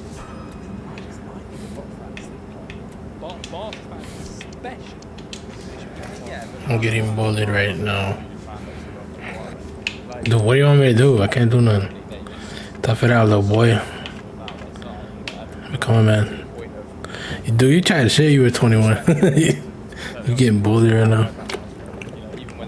It's a part of life, dude. You'll get out of it. It's a part of life, and then once it's over, you'll be like, why the freak did I even let this happen? Don't worry. Like, it's just a small part of your life. Still have an image of Barcelona under Xavi, where it's like, wow, this is Xavi. I think has come in there and run serious changes to that playing style. I think with now very different. It's not that. I feel like it's just a better version of what Xavi was trying to be honest. I think Xavi was trying to go a bit more direct, go a little bit more press heavy. I think like. Do you think? Yeah, he was, but he just wasn't. He wasn't allowed to do that. He just wasn't. Barcelona boy. Right? Well, in some ways, yeah, maybe he didn't take it far enough. Maybe he just wasn't as good a coach. Like, No. as good at doing European. it. Where you from? European boy. And, you know, comes from the background of, like, being in the German setup in the World Cup when they won it. You know, doing that with Bayern Munich as well. Coming into Bayern Munich also with not that much pressure because he was taking over them in a bit of a crisis moment and then taking them. Like, I think Hansi Flick, yeah, he's the right manager for them. But I just still think there are issues with the squad. That's my main thing, and I think the way that they're playing at the moment, I think like if they win, you know, they could. I can't remember who they're playing the first 3 games. They're playing Monaco, Young Boys. Okay, so they absolutely smash. They could smash the first 2 games and suddenly people are like, okay, Barcelona serious contenders for this competition. I see that happening massively. And then it gets to January and they think no midfield. And their last 3 Dortmund. Okay, that would be tougher. That'd be tougher. I mean, by that point they may be through anyway, so I don't know how. But I still think the expectation by October time could be. One second Barcelona. Not only that, it could be like Real Madrid have had a bit of a slow start to the year, haven't they? Especially with the pressure on Mbappe as well and everything. Like it could come to October and people are like, yeah, I reckon Barcelona.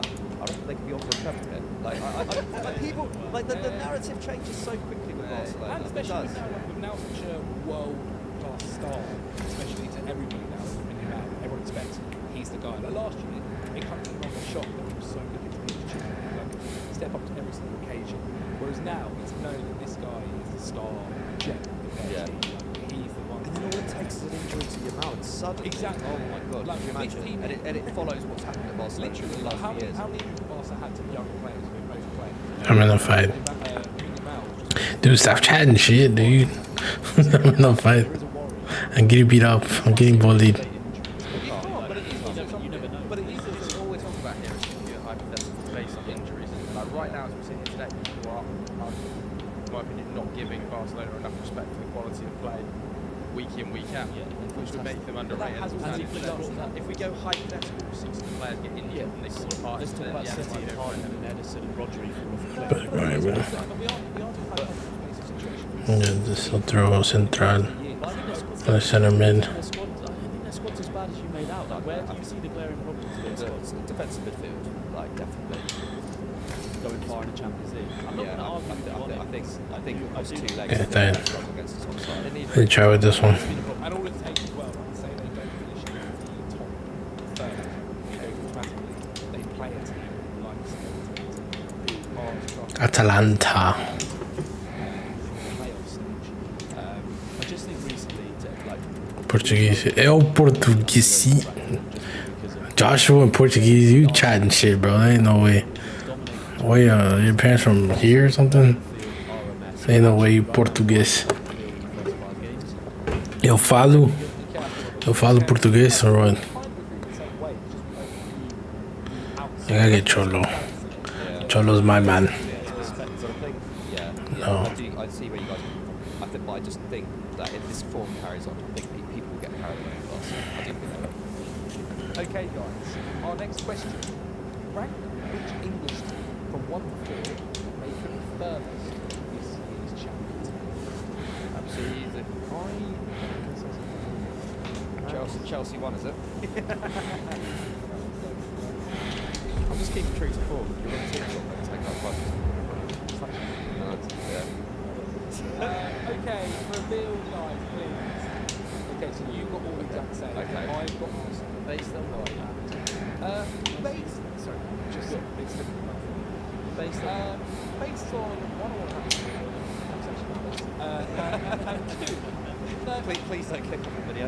And 2, I think generally Liverpool. I've not been overly impressed. Like one, I think they were lucky against Aston Villa, where they should have lost. It leads 2-1 in the end. And with Liverpool, when Forest gets coming back, Forest was reactive, and Arsenal just beat Spurs. Spurs have failed to do it. They had some sort of risk up top in their game. Credit chance. Credit for some sort of chance against Arsenal with deep block. Fuck.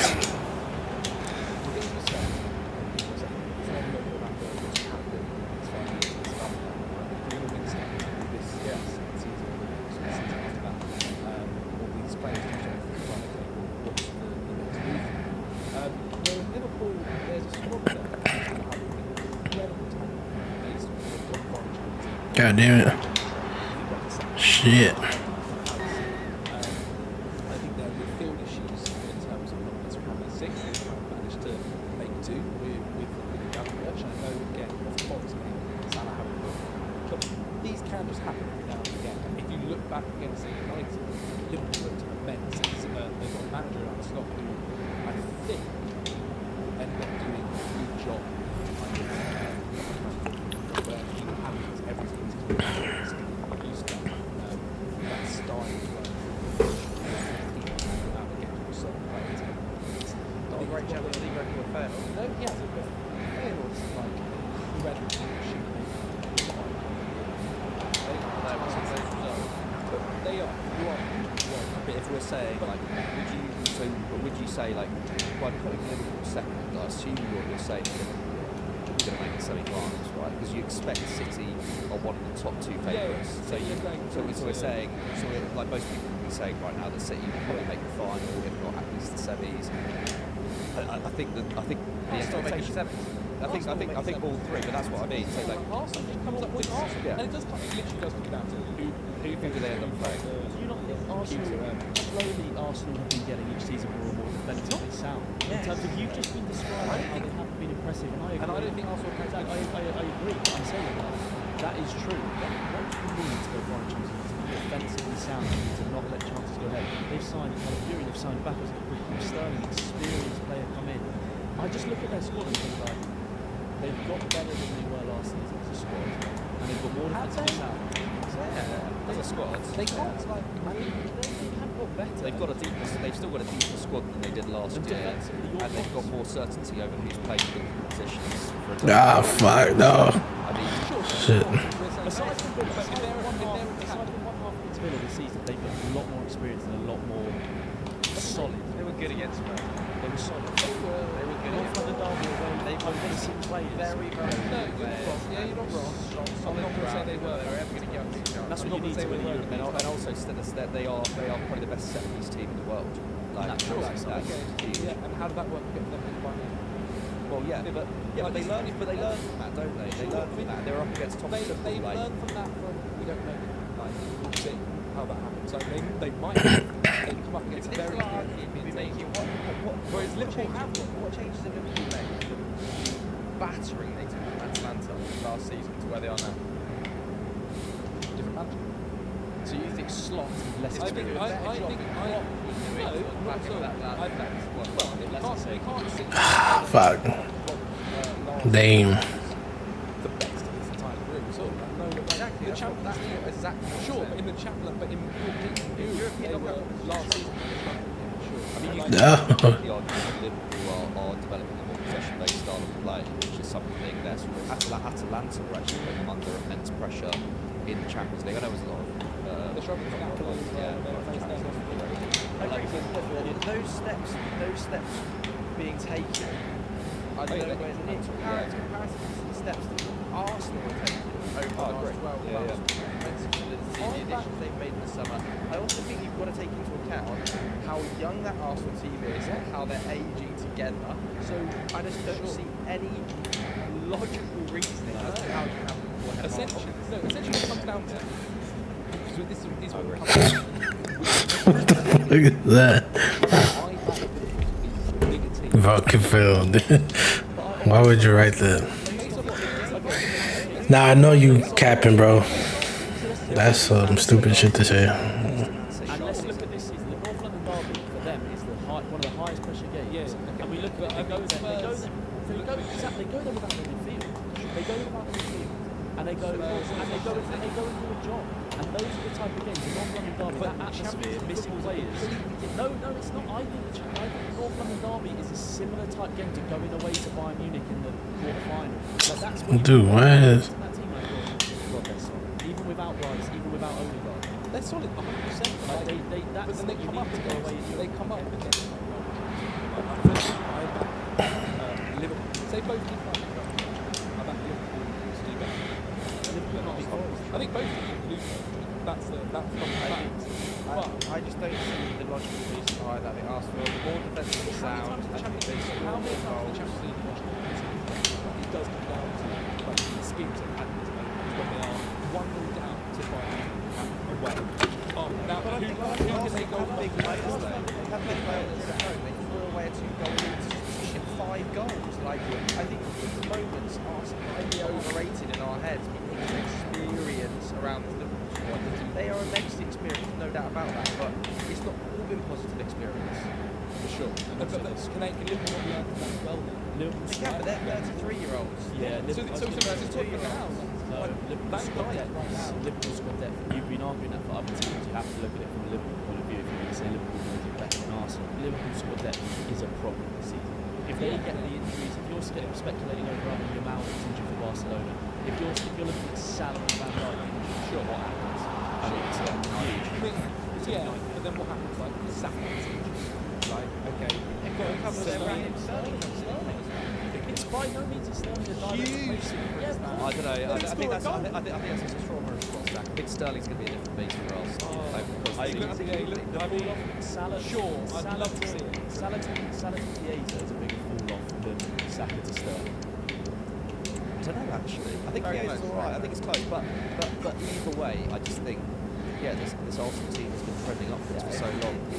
And also we haven't even spoken about Arne Slot. Like, I don't think there is no way that Liverpool are expecting that much from Arne Slot in his first season in Europe, in Europe as well, because the priority is obviously getting top 4. I think that's going to have to take precedent over everything. It's a longer season.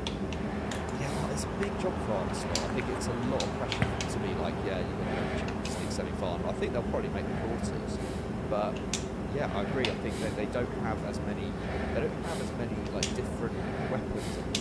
We haven't seen enough of what Slot can do with this Liverpool team to deal with different scenarios. Whereas we kind of now seen it with Arteta. Arteta has playing in all sorts of different ways to deal with different teams. We've not seen it from Slot yet. Like we've seen him come unstuck against Nottingham Forest after a perfect first 3 games.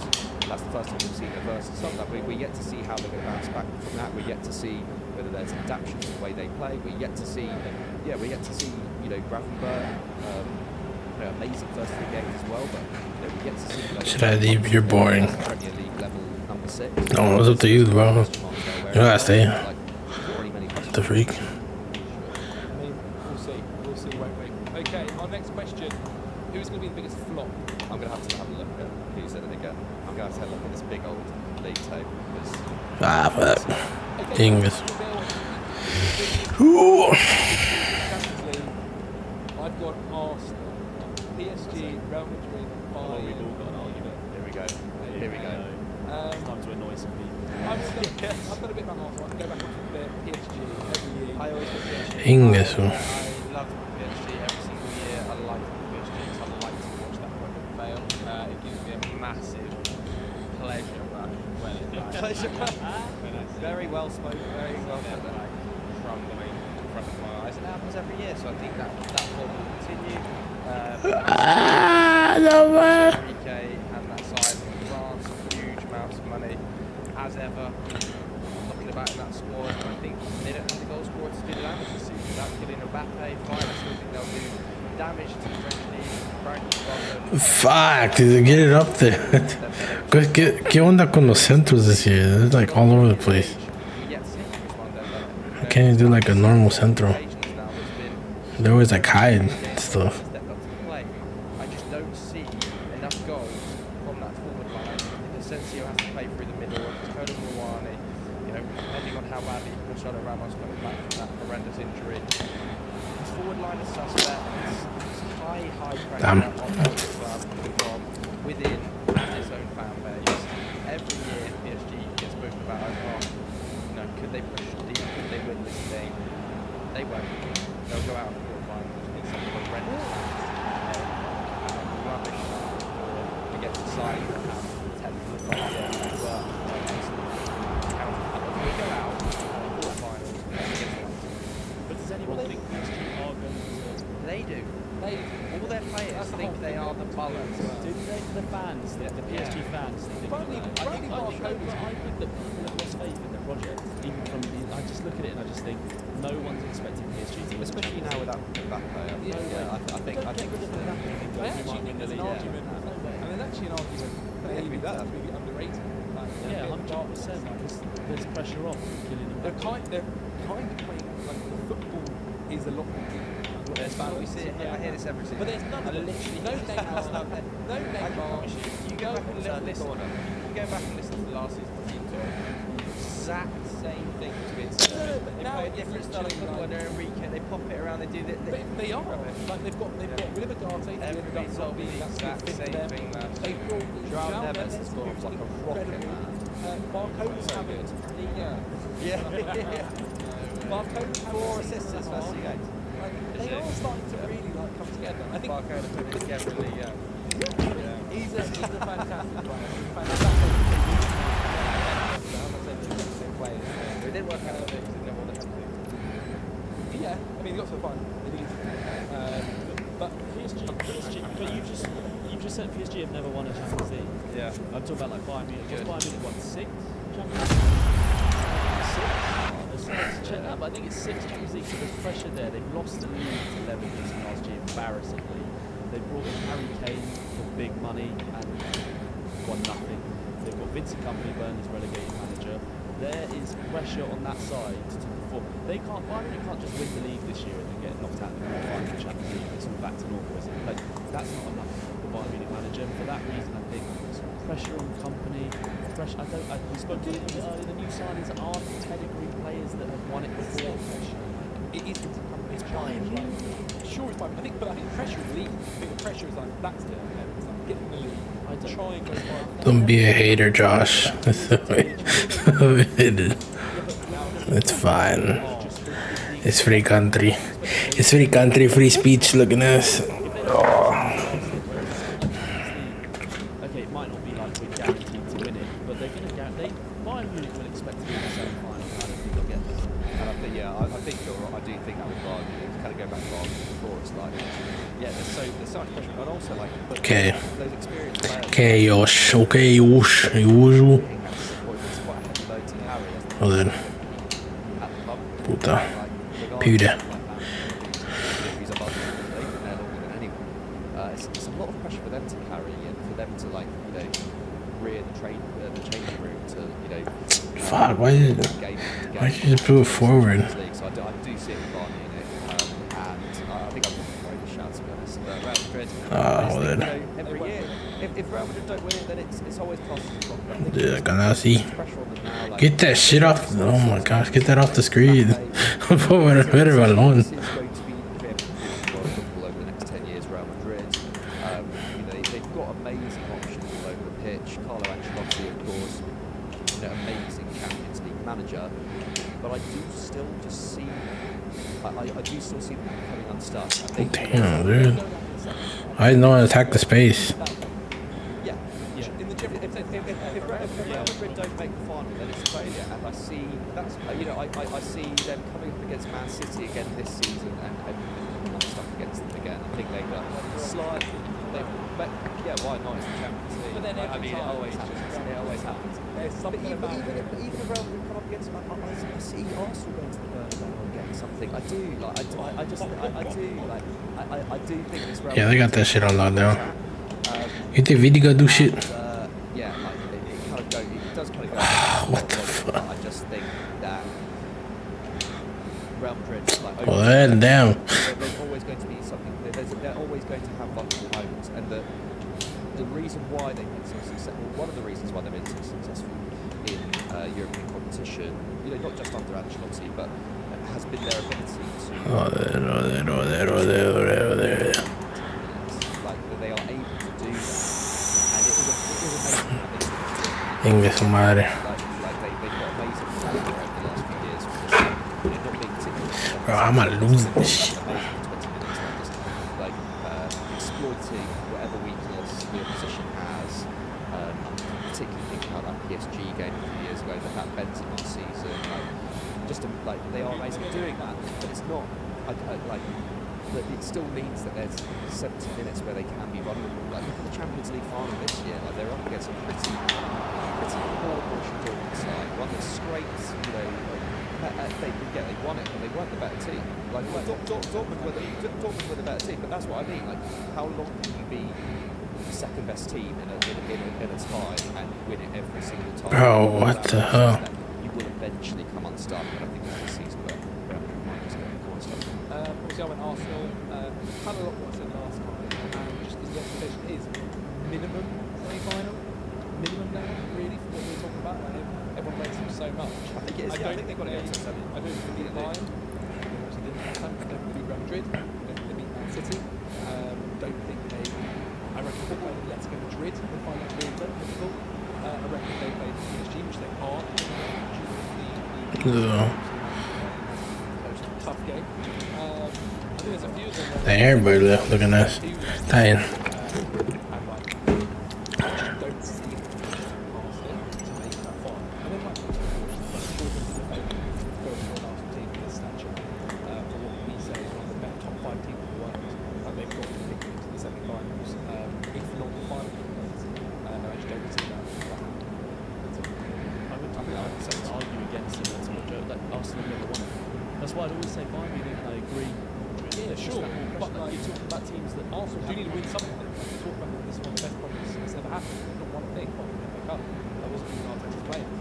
Yeah, but he's got rid of them. He's got his whole section. You could be right in that Arsenal focus more on the Premier League as well. Maybe I think that would be smart as well. And who knows what by that point as well, the league running like all fine.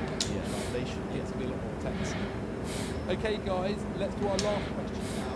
The final. Who are going to be in the final? It's a good one. 2, 1, Phil. Here we go. City, oh, so boring. I say so. Oh, I said Real Madrid. Okay, PSG. Yeah, just kind of echoing. I mean, I'm just going to go for it. Like, I just think PSG.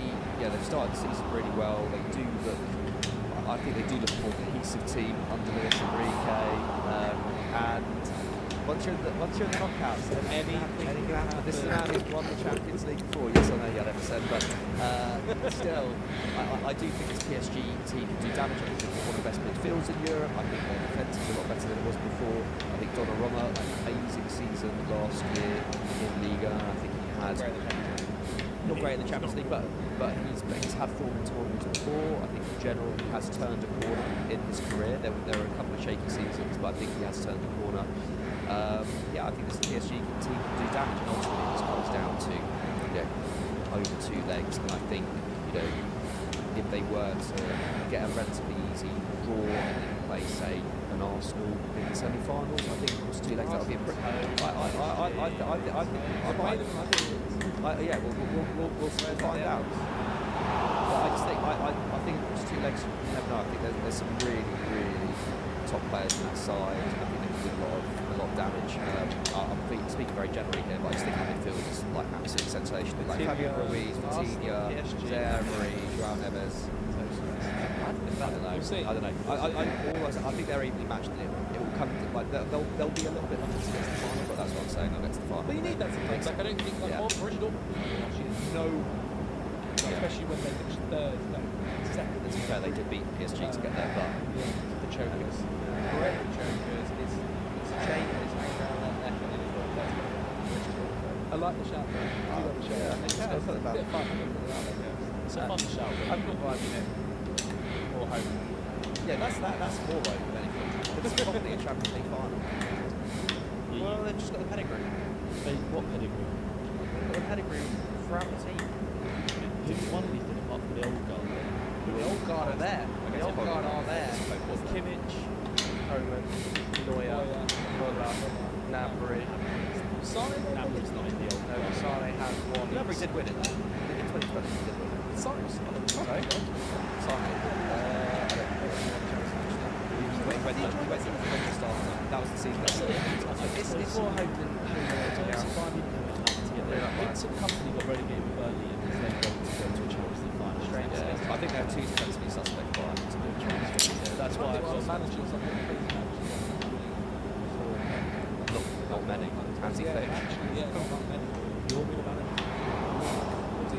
Yeah, Di Matteo is the most rogue manager to have ever won any European. I'm not saying they're going to win it. I'm saying City are going to win it. I'm just saying they're going to be final. Rogue manager. And it can happen. Yeah, you're right. Look at the season. And But they do have players like that. They've got Harry Kane. No, he's a good player. Elise is a beaten fit. I went. Mine was quite massive. With it. They just when it's there in front of you. Can I just say, I want to say, but I've got City winning it. Like, you can give me little cool shouts. Who you think's going to win it?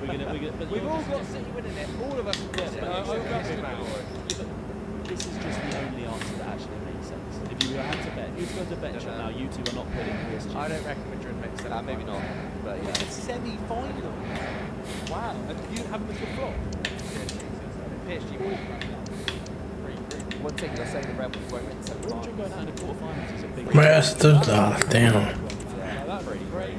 That's with the I will say this about like going. I think Liverpool have got like one of the toughest groups, haven't they? Like, there's a possibility that they get a really tough draw in the next round as a result of that. But that's quite one. Yeah, that's very good. Okay, then, ladies and gentlemen, that is our final. That's no below. If you think decisions like which comment you for one today's video. Jay. I did a few just to try and get some arguments in there. JCC, where can people at home check you out? You can find me at JCC, World JCC, socials, things like that. Thank you. Coming on. Joseph Tomlinson, where can they see you? Just search for Everyone's channels will be below. Michael Cummin, The Lowdown. Where's The Lowdown? Yeah, I don't have a personal channel, but The Lowdown on Sky Sports YouTube channel. Every Thursday. I hope you guys have enjoyed this video. Smash the like button, leave a comment, like which comment, subscribe to the channel. I'll see you. You've got a massive week coming up. Champions League starts with you and then into the game against Arsenal. Yeah, and I think 6-pointer already, can I say that? Too early to say that? Yes, and I say it's 6-pointer. Yeah. 100% it has to be. If it's not, then the Premier League, as we discuss it, isn't as serious as we consider it. This early, some would argue nothing. We played Man United very early in the season. It must be in October, even September, so the 6-1 thing, 6-1. That contributes towards us winning our first Premier League title. Symbolism also. Arsenal have to go out there and beat us, and the issue for them is the Champions League. They play on Thursday away in Italy. We have an extra day's rest. And we've got a bigger squad, and we're at home, so I don't know if it's necessarily fair already at the start of the season. But Jack, what do you say? You never know what to do. Ruby and I go back.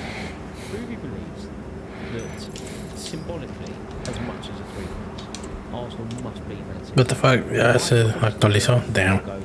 Arsenal don't need to beat Man City. The point is a good point away from home for them. Ruby's argument is more. It's almost more spiritual, isn't it? They need to beat you. They need to beat you for what it says as much as a 3 points. What do you think? Is that fair? I would say usually I would agree. Because I think with Ruby, zero. With you, they don't need to. Right. This early season, I would usually agree with you. However, I feel like we can see, especially from the last season, with everyone using an excuse that they defended, they sat back at their head, they should have won that game, and say that, okay, that's the 3 points that they missed out on winning. I think every single game matters, and especially when you're coming up against a super team like City and Harder than they have, you have to win every single game, and every game counts. So I feel like Arsenal do have to win this game, and the fact that they haven't won at the Etihad in so many years, they've beaten us, they would have won the league. That's what big it is. Well, I mean, there is a big point. Sorry, go on. Well, we debated this recently of the playing the away game first and second, and this time round, Arsenal got the luxury of being away. So if they do get a draw, they've got when they play you second leg of the season. I mean, they're going to be at home, and that's a massive advantage. So personally, I feel like they can draw, and as long as they look competitive in the game and they get a good result, it might go for them, don't win necessarily. There's something about though the mentality shift when you beat the opposing team. No matter what time of year it is, it's a shift. We found it. Like, I remember that person scoring the City, and you just go, we're winning the league. There's games during the season where if you win it, you just it's happening. We beat Liverpool at Anfield, John. We're winning the league. And I think those, like I remember Scholes said in the overlap, like, right, maybe if the games go the other way round and they draw first and win late stages in the season, you have that momentum, you have that shift, and I think Arsenal need to go and get that. Maybe even a good performance. Even if they come away with a draw, but they go. You know what I mean? City looks scared or something. But I think the big battle in that game is Saliba against Haaland. Because Haaland, outrageously good, incredible start to the season. If you were to try and find a flaw in Haaland, you could argue when he's come up against Gabriel Saliba last year, they had him sewn up. Van Dijk's had him sewn up. He hasn't scored in the Champions League final, Champions League semi-final. Rudiger, Nacho even. You need to find a moment. Is this, I mean, the form he's in, even by his own ridiculous standards, the form he's in now is the best form of his life, isn't it? Rory, he's scored more goals than every other Premier League club. So it goes Man City 11, Erling Haaland 9, and then it's like insert Premier League team. Is that Man City 11 without Haaland's 9? Yes, no. So Man City have 11 total. Oh, including Haaland. And then it's Haaland 9. Isn't he like one away from the second? Is it like the second top goal scorer 3 goals? Yeah, crazy. That's crazy. And he hit the post against Brentford, so he could have had it like that. The genius about the Guardiola is that you can absolutely say to Haaland, you're going to get locked up today. I'll give Il Gundogan the opportunity to score a goal and nick it 1-0. He's not afraid to do that.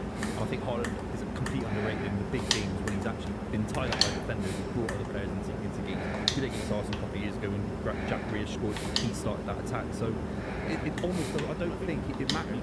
Arsenal would have missed it. Arsenal looked very good result against Spurs. I think they deserved it. I felt that they missed on it right as well. And I think that will stand out a little bit more in the game.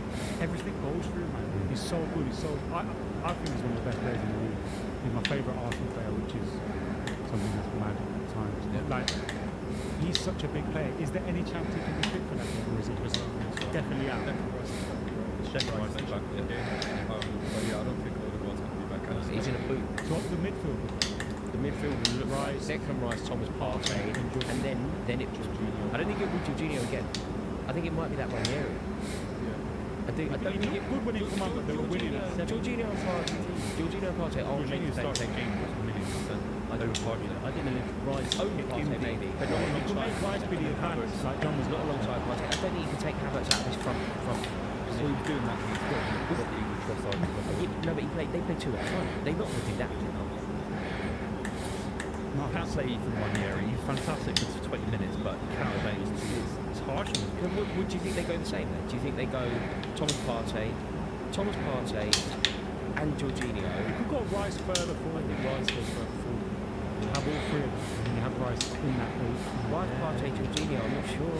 That doesn't feel like a balanced midfield to me. Is that better than chucking Ranieri and stuff? Yeah, it is. I don't think so. I think you need that creative. And you see it when you play against Spurs. I saw that one of the worst performances. Hated him getting and he's a wicked player. He's being played out of position because he's a wicked player. Yeah. So someone that fits into that position, of course, he's 70. Yeah, 70. I feel like it is unfair to throw him into a big game like that. And to start his single win. If he gets it wrong, they'll get dominated. I do agree with that, Ruby, but I do agree throwing the kid into this fixture is never how I would approach a game. But Odegaard's out. This midfield doesn't win the game. Rice, Partey, Jorginho, they all basically want to play in the same position. Where's the balance? Where's the creativity? Where's the spark? Can you not give the freedom to Declan Rice? Declan Rice isn't good enough to be the spark. He isn't the creative. But do they need that? Because sometimes when you go to City, you're so and you have your runners inside. The way it could work, if they're going there for a draw. No, but you can win playing that. Yeah, okay. You've seen it many times. You can, but if they're going for the draw, you just go along. Yeah, you can win. But if you go in for the draw, if you're happy with the point, those 3 midfielders, it's a elite midfield. Do you know where rarely Adam? I'm kind of speechless here. I'm going to have to hand over to John because I have no idea. How can anyone predict this picture? I have absolutely no idea. Well, I think it's down to the Odegaard missing. It shows a big hole in there. But I don't think it's made the kid because I think it's too simple swing. If you put him in there and you have a situation where City go 2-0 up and he's lost the ball in transition, you have to half time pull him off the pitch, and then it's like, how does he bounce back from that? You go to the more solidified midfield, and then it's just sitting in a 2-0 up. So he has to one of the biggest games of Arteta's career. If it's the biggest, it's got to really make a big decision and it's got to work. Okay, predictions. 4-2. Jesus. Really not that. Okay, that's sit on a whatever it is. Have you seen City this season? Arsenal's bench did look a little bit. City's level in terms of Super. Fuck, they can score the fucking girls. When they're in possession, they're two up front. When they're out of possession, they're two midfielders. Out of possession, you'll have maybe 1 or 0. It's going to be Havertz, Drapsy. Maybe they got Havertz. Because Jesus is on the bench in the midfield. Maybe you got Havertz in the midfield. It just never works, does it? He can't play. He's really works for Arsenal in that false nine. He really doesn't work for Arsenal. We all know the answer. He's not going to be expansive. He's not going to cross the side on the ball. So he's going to play all the defensive midfield he can. Partey, Jorginho, and Declan Rice. Oh, how do you hit these fucking curveballs? There is nobody to hit them on the break. So See what Brentford did and Ipswich did. What I mean is there isn't the Odegaard to play the incisive part. There's going to be Saka dropping deep and getting a good Sterling plays central. Fuck. It's a shot. He's played how long you come up for in the last game? See, it depends how long he plays. Obviously, as we speak. Sterling against Man City though. Sterling for us against Man City was brilliant. He was brilliant for us against them. He's got to I think missing Odegaard in his head. Even the Etihad with the difference of 2 points is so much. 5 is like, what, 5 games in, it's 5 points. Missing Odegaard, you know, they'll get smashed out. I'm not even just saying it's 1-0. I think 1-0 on my way, they'll get smashed. I think City will too. Feel it big, 1-0 big. I just ain't got a clue. I honestly haven't got a clue. I think if you feel that we're talking about, it's possibly Rice, Partey, and Jorginho. I don't see how they score. So, we've got a lot of goals from set pieces. Yeah, that's true. That's also true. But then again, with Arsenal's defence and how good they feel, I don't think that Man City will smash them. They're away in terms of conceding goals. They don't concede goals. Is that going to be? But then they don't come up against the more we've spoken about this, Booby's theory at the beginning felt like it was a genuine possibility. You know, go and play and attack and try and take the game to Man City. And now it's just not happening, is it? It's going to be deep. They're going to go there for a point, and they're going to hope that Nico Jova finds a way.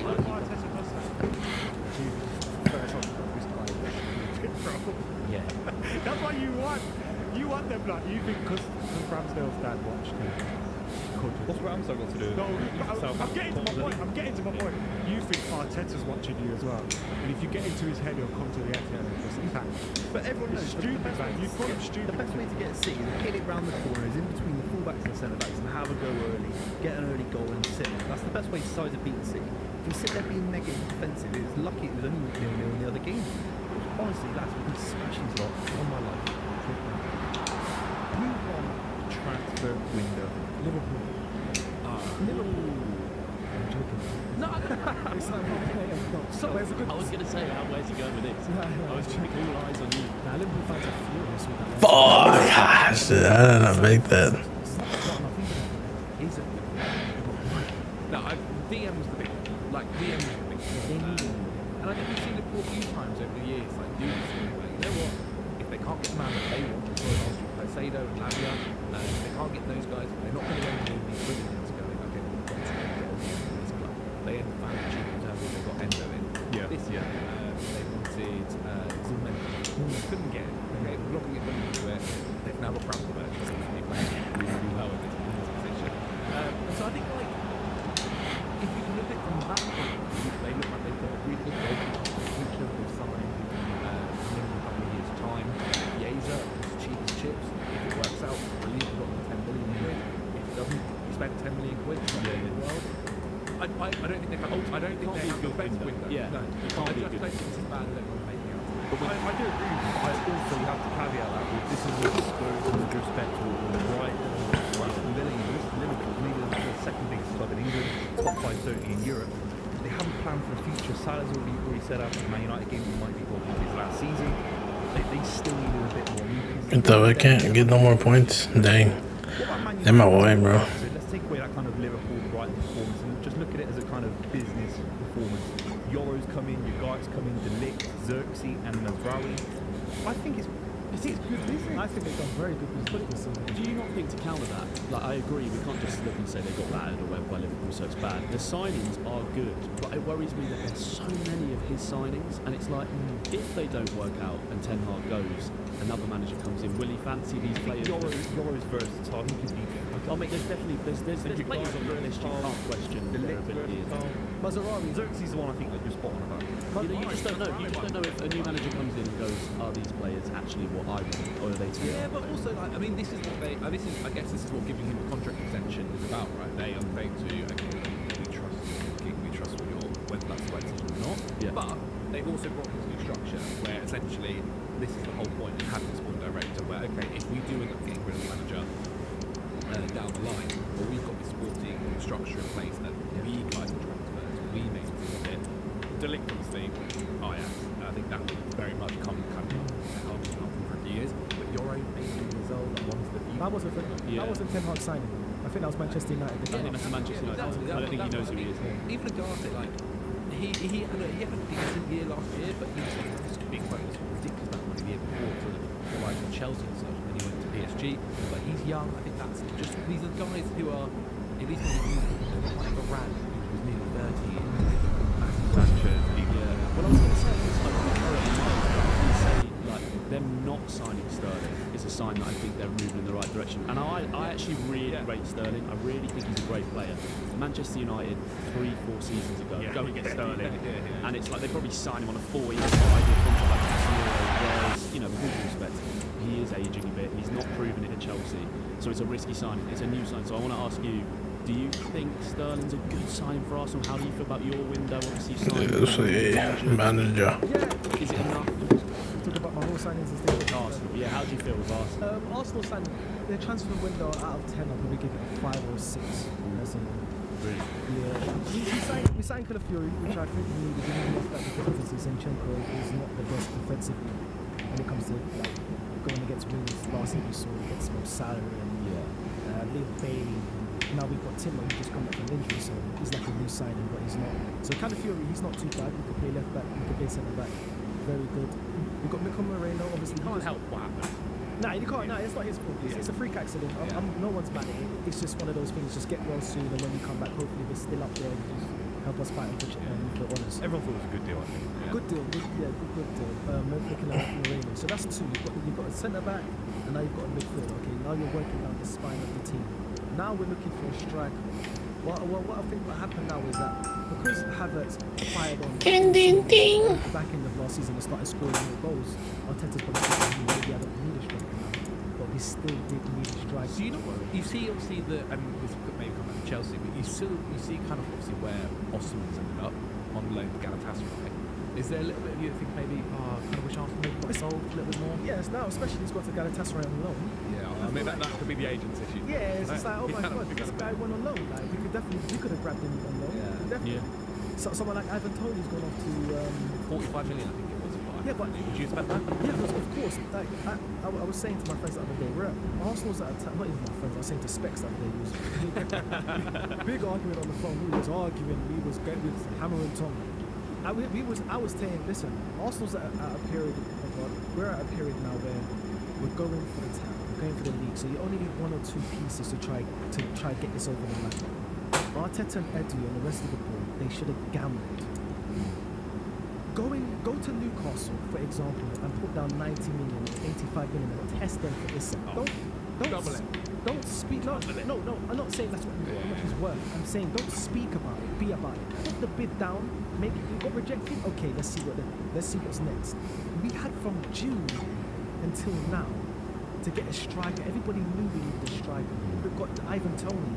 Yes, he's 28. Everyone saying he's in his prime right now. Roll the dice. 45 million. That's what we might need to win the league. Yeah, I completely agree. It's a bit like Man United with Van Persie, for example. You can't just rely on someone like Jesus who's injured 2 games into the season now. Obviously, it's not his fault, but he's injured. He's looking like he's an injury-prone player. We know that Havertz is not more than likely going to get 30 goals a season. I'd love it. Sterling, for me, is a great signing if we sign the striker. It's the cherry on the top. He's squad filler, isn't he, ultimately? Like, I like him a lot. I love him. Football. I think in football terms, he's about 35 years old, isn't he? He would get us goals, he'll get us GA, that 100%, and Sterling, like we said, it's like Jorginho though, isn't it? Jorginho came in and did a job, but now you've got a 33-year-old guy. No. And you think, but I saw an Arsenal fan, he said on a video, we need the next Sterling. That's what an Arsenal fan said. It's like, who's the next winger that is this kind of powerful future winger, that's going to be a world-class winger, like Sterling undoubtedly was, but that's 4 or 5 years. Like they're not, well, obviously that is that, yeah. And they're not thinking they're not thinking that's also marketing, right? Like they put all their eggs. But you need 3. Real Madrid have got 3. You've got Vinicius, 3. But Real Madrid it's tough to compete with Real Madrid. Yeah, it's very compete with them, but Arsenal are in the same competition as Real Madrid. Arsenal could get to the Champions League semi-final, come against them. They've got all these guys, and Arsenal got one's world class. You still need more. I think it's a good loan though for both parties. Obviously, Chelsea gets rid of Raheem Sterling. He comes to a club where most of us fans do love him. Arteta loves him as a coach. We work together in Man City. Yeah. You know how good he works under the system. Damn. Adu's got it completely right. He pays half the wages, so Chelsea's still paying 200 grand a week. And there's no obligation to buy. He's not to work hard for the contract. Last season there was glimpse of Raheem Sterling last season. He was looking like one of your best attackers at one point. That's not hard for you to do, is it, Chelsea? He really... He's not a bad No. Josh, yeah. There's a world he's a step forward. There is a world. He was asked to do a lot Bro. more creative. Like at City, he was like be there for the last minute. Your talisman. Whereas with at Chelsea, he was asked to do a lot more of like he got the ball halfway line, run with it. That's not Sterling. It's definitely not Sterling now. It's not. Yeah, younger Sterling, okay. He's getting a fully functional working team. He's got a good midfield behind him. He's got a great back line. You've got players at Odegaard. You've got Saka on the other side. You've got Havertz who can bring in players. Raheem Sterling on the left hand side or the right hand side will do damage. Will do damage to teams. Yeah, and you can upgrade on Reece Nelson. You've got out for him. Yeah. And that's your option off the bench. But honestly, the biggest thing, you can rest Saka. Like he has played so many games since he was like 17 already, and now you've got someone there where you can put them in and not have to worry too much. And he said, if he has to play on the left, like we might see Sterling start or Arsenal hit top. So like I said, I rate it a 6, probably a 6 out of 10. It probably would have been a strong 8 out of 10 if we got a striker as well as Sterling, but I just also some of the outs. We have to talk about the outs because we didn't cover Man United's outs. They've made a lot of money with transfers coming out, and Arsenal have as well. Smith Rowe's a lot of money. He was kind of pure profit. Came out of the academy. It's not just about who you sign. Sometimes it's about who you sell as well. Let's just talk very quickly about Brighton. I think they've made some fantastic signings. Rutter from Leeds United, Minter, Vifa, so many others. O'Reilly, I know he's a little bit he's got injured after his first game, unfortunately. And they've made money on Billy Gilmore, Pascal Gross, and Undav as well. Has Brighton been under the radar for their transfer activity? Brighton, I think, have the best window. Because I think in 2-3 years' time, about some of the players you mentioned there probably will be going for nearly 100 million. I think Minter is ridiculous. Like we talk about Newcastle, right winger. They just sold, I mean, it was kind of a PSR. They just sold one, probably the person they can ideally use every single week, to Brighton for 30 million quid. And yeah, I know there probably was a little bit to do with PSR and stuff, but he looks very, very exciting. You know, if you look a couple of seasons ago, before in João Pedro, who looks pretty like, they just continue this conveyor belt. They've got a manager who is only a couple of years older than John, but he looks really, really good. He's younger than Miles. He's playing really good football. I just think it's the classic Brighton continue to do this, and like we forget they've still got Evan Ferguson, who 2 seasons ago was looking like Matoma's in there. What the fuck, dude? They are continually smashing it. I think they've got some absolute gems there. Baleba, who was there last season, looked really, really good. Yeah, I mean, I think they've had amazing best I want to talk about West Ham very quickly. Go on. Sorry, just to touch on Brian. Everything he said, I agree with. Because when we was playing, it was 10 men out, we was doing these players. They brought on Ayori, Rutter, Esteban, Edinga, and Cisse. I was like, stop putting on these guys. The subs was just like, oh my, it's getting better. It's getting better. Like, their squad was good. I was like, where did all these guys come from? They are, you know what's crazy about right now as well? They are, everyone's like a pain in the arse. You know, you got Brighton. We could play well and win 2-0. We could draw this all this. They are a pain for everyone. Yeah. 100%. Should we just cover Fulham very, very quickly? I like the Paulinho deal. You've made a lot of money there. Stansfield, 50 million quid is one of the biggest transfers in the history of almost third division football in this country. Adebayo's gone to Chelsea, finding third, doing very, very well. But the players that come in, they're so exciting, man. Yeah, 100%. It's really exciting times for us. I think it's Marco Silva's got the squad playing the football that he wants to play. Smith Rowe scored on his home debut. Looks good. It's vibes as well, by the way. Fulham is vibes. Like we're playing a system where we basically haven't started a recognised DM yet. We play Pereira as a 10, Smith Rowe as a 10, Iwobi, Traore looks bigger than ever on the right wing. We've got Muniz up front causing chaos. Everyone seems to have played at Arsenal's academy and loves each other. Like, they all got their own little dance every time they score. Like, they're just vibing, and I love it. I love it. I love it. I love it. And yeah, like the Stansfield sale, 15 mil to League One. And it's more than the Scottish Premier League has ever spent on a player in League One. It's crazy. It's crazy. But he is a talent. And from a Fulham perspective, it's good to see us making some money. That's more than Chiesa, bro. Yeah, it's insane. It's insane. Come on. I want to talk about West Ham very, very quickly. They got a brand new manager, Lopetegui. They had to back him, I think. Kilman has already looked fantastic. Somerville, best player in the Championship, arguably last season for Leeds United. Full-proof Champions League level striker. Obviously, the left back from Chelsea. Bro, what the fuck? Man United. Rodriguez for free, fantastic as well. I think this has gone right under the radar, lads. West Ham United. Wan-Bissaka is looking like a brand new player. He's flourishing at the West Ham. It's just like the shackles are off. It's his level, isn't it? And it's not in a disrespectful way. West Ham is a massive club, but he's not a Manchester United fullback. He's a modern day fullback that needs to carry the ball, needs to play inside. In 1995, he's a Man United fullback. Yeah, actually is. 100%. In 1995, he is, man. West Ham will be fantastic. They've smashed it. Like Guido Rodriguez as well. Like he's very getting players for free nowadays is actually not the easiest thing to do. And he's a little bit He is, huh? Someone like him may want I think they're a good side. Yeah. Let's move on to some of the worst transfer activity of the season. We've got Zacchaeus, obviously we'll cover Chelsea in a minute. Let's just start off with Newcastle. I think this is harsh. Our producers put him on the list. I think it's a little bit harsh because they've kept Bruno, they've kept Isak, they've kept Bolton, they've kept obviously Pope as well. I think they've still got a very, very good spine. But selling Elliot Anderson, I don't think that's the worst thing in the world. Minty PSR for Elliot Anderson as well. I mean, it is good they kept him this year.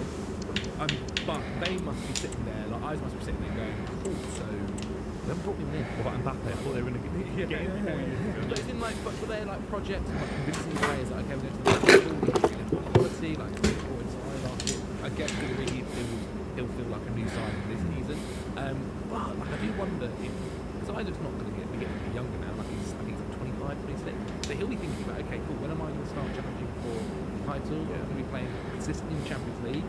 And so if Newcastle aren't necessarily improving to get to that side, then maybe people start to think next summer, okay, is it one of those windows where the window is okay on a football? I'm a neutral to Newcastle. I'm attacking mid, I forgot. Se quedaron delantero. Eddie Howe is the manager, and that could be the issue. The transfer window actually pushes Eddie Howe out the door. England come calling, he doesn't think he's being supported enough.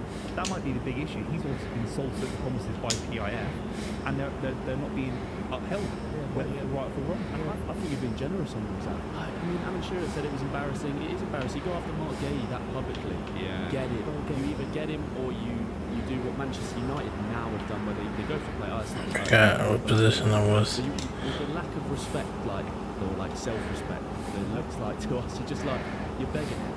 Either get the player or pull out the deal. And like I said, like they're giving the money, and obviously because of certain reasons they can't spend it, but they got a little bit, they're progressing because there's certain players on that team. Gordon, Isak, Bruno, GB.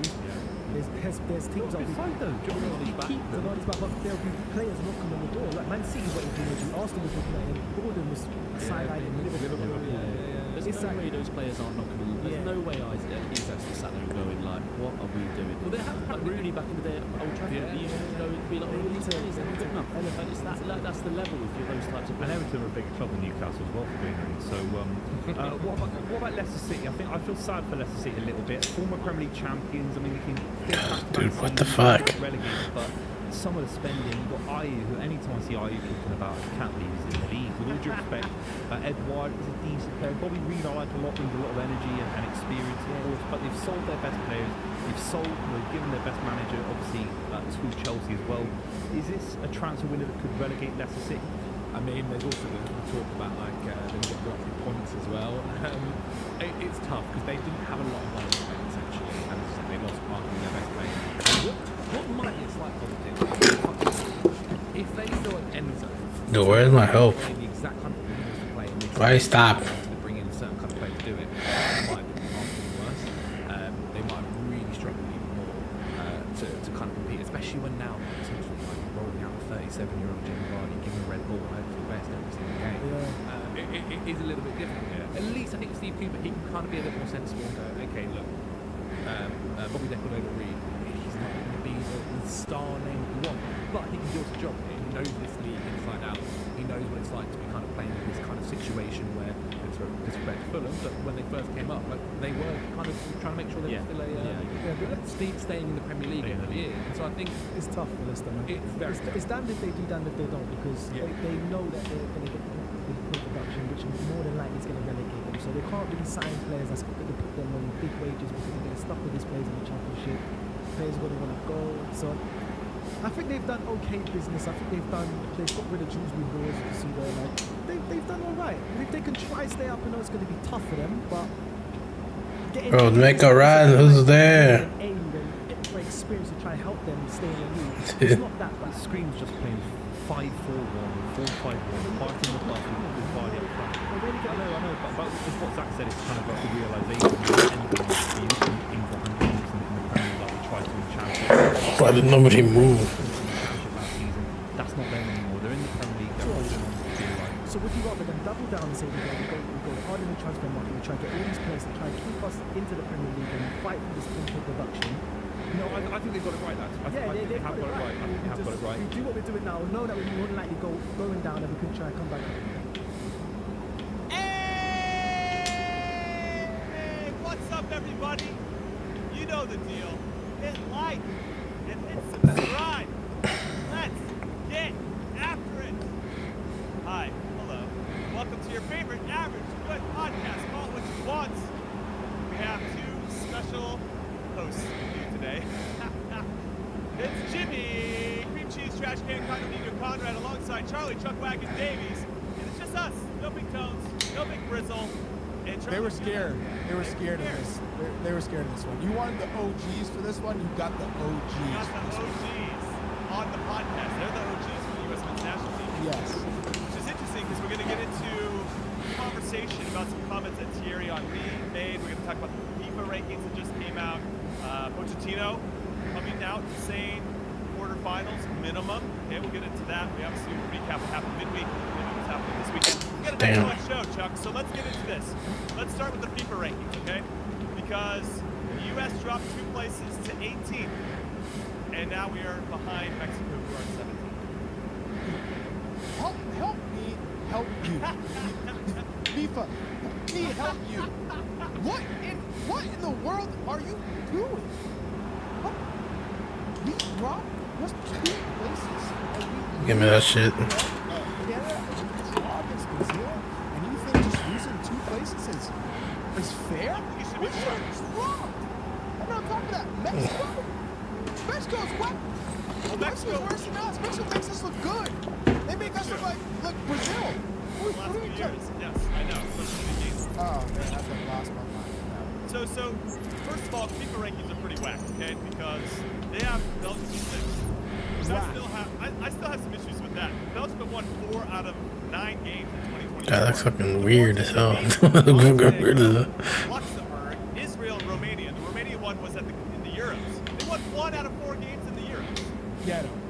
And they're behind the Dutch, Portuguese, Colombia, Uruguay. Like, listen, I know they've got talent on paper. You still got to go out there and actually do something with that talent. It's unreal. By the way, Canada moved up 2 spots. They are now at 38th. And they moved past Nigeria, the Super Eagles. So congrats to Jesse and everybody up north. And then the Kiwis are now ranked 95th. They dropped 1. Oh, well done, Kiwis. Well done, Kiwis. They went down. Fuck, dude. And they went down. They didn't move up. They went down, and we only dropped 2 places. They're getting fucked. Mexico as well, and they lost to Mexico 3-0. Mexico tied Canada 2-0. Jimmy, come on. What? Ah, shit. We're gonna move down 2 places to the 95th team. We drew at home, and we lost at home to Canada. Not good for marketing. Not good for marketing. It's not. The Mikey Barris effect. Mikey Barris effect. Listen, if Pochettino was in charge, maybe we would have dropped more. But Mikey Barris, only 2. We only dropped 2.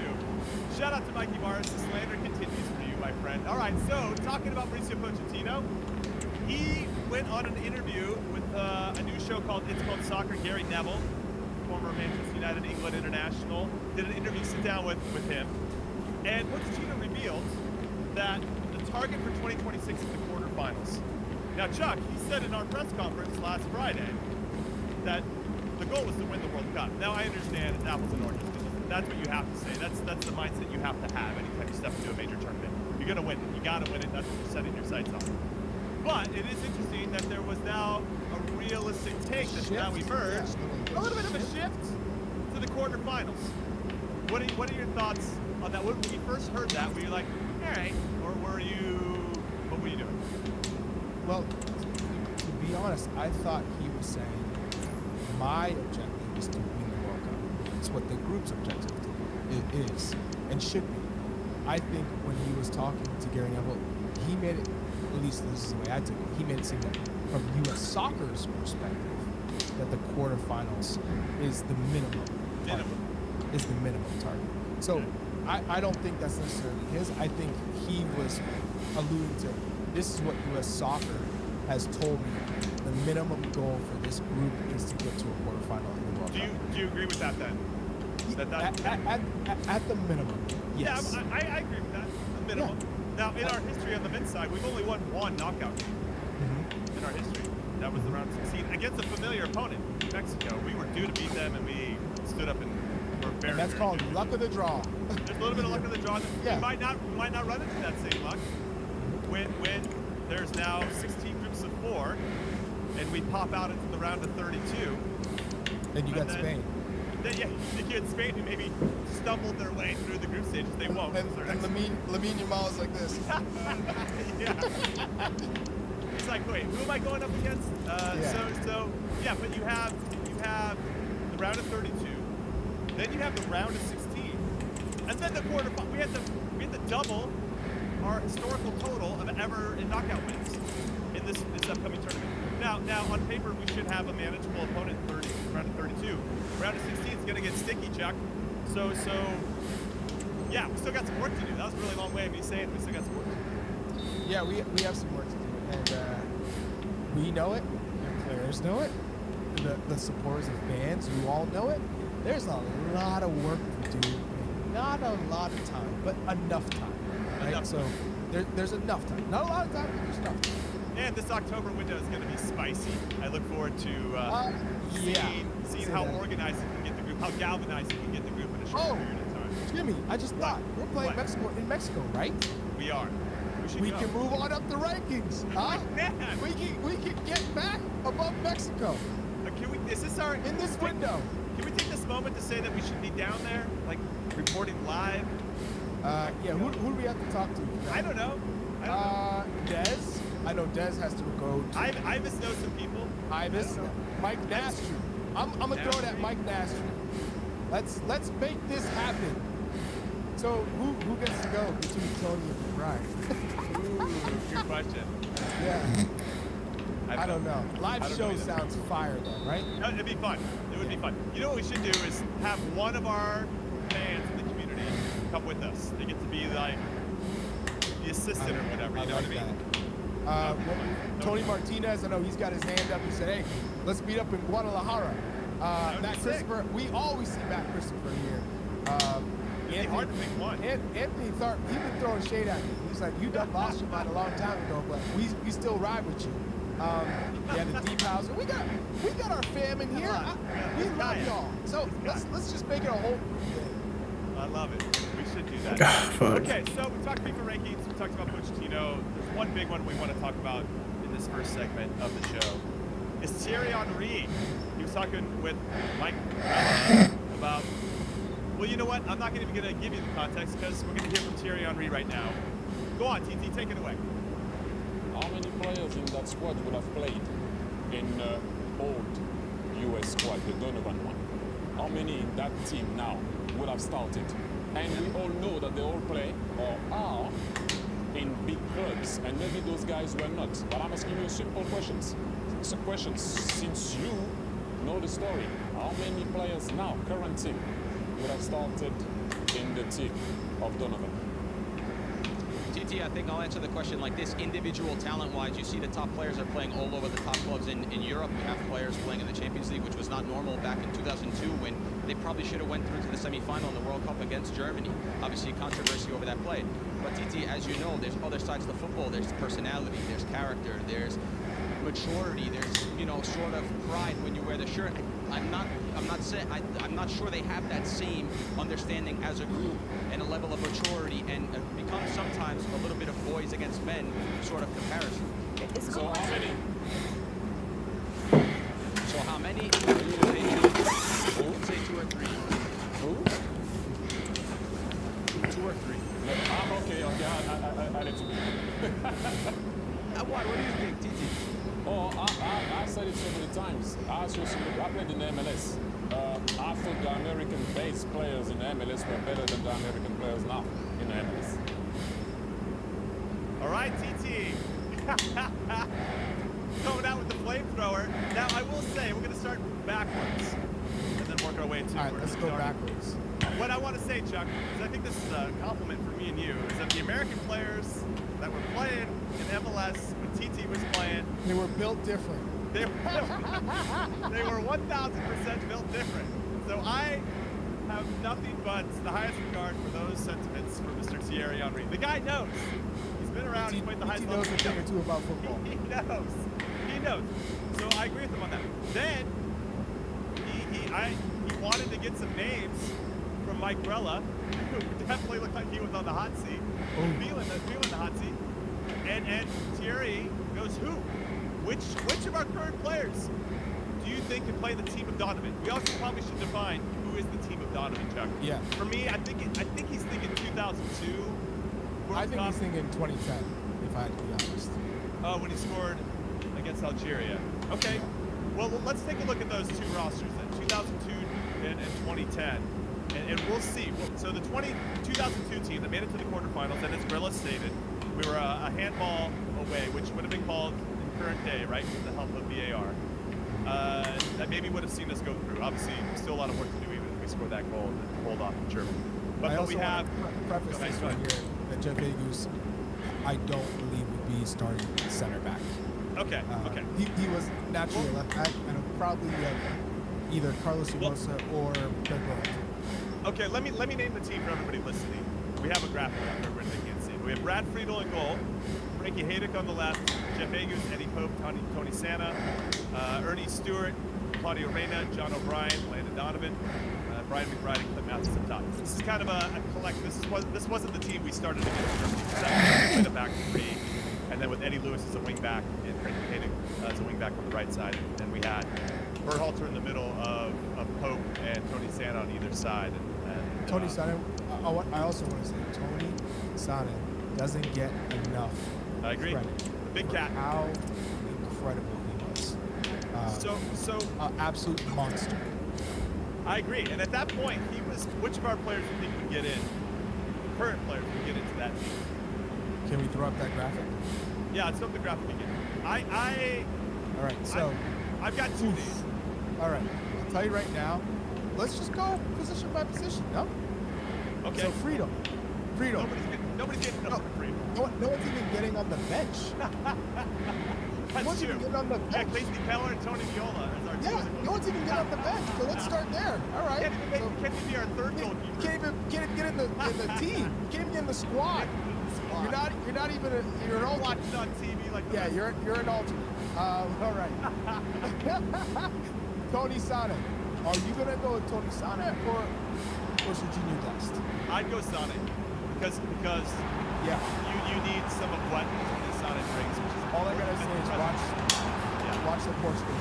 And he can get forward, right? And he's a big guy. He can hurt himself just as well in the air. Come on, that was my goal. Yeah. Well then. But then you can say, okay, watch Serginho Dest against Iran and watch Serginho Dest against England. He was pretty damn good. I ain't gonna lie. Good. He had a really good World Cup. But not Tony Santa 2000. No, but Tony Santa he's a train. So, and he's half Gambian like me. So, all right, Eddie Pope. Oh, this is OG Eddie Pope. Nobody's getting over Eddie Pope. That's 11 all time. U.S. Men's National Team started that. Are you kidding me? Eddie Pope was an absolute monster as well. Okay, Jeff Agus. Yeah. Okay. No point. Yeah, I mean, so it's him or Tim Ream, right? In this case, I would probably at this point I would go with Tim Ream to compare those two. I mean, Carlos Hermosa or Dirk Berhalter, same thing. I'm going Tim Ream. So Tim Ream gets in at this position, given how well he did in that 2022 World Cup. Not Tim Ream now. I'm saying Tim Ream from 2022 World Cup. Sure. Okay. Haydu, Anthony Robinson. And I would go Jedi Robinson too. Yeah. And respect to Frankie, what a monster, up and down, never got tired. You know, played for Leverkusen when they were Champions League finalists. So the man was a beast. Okay, right wing.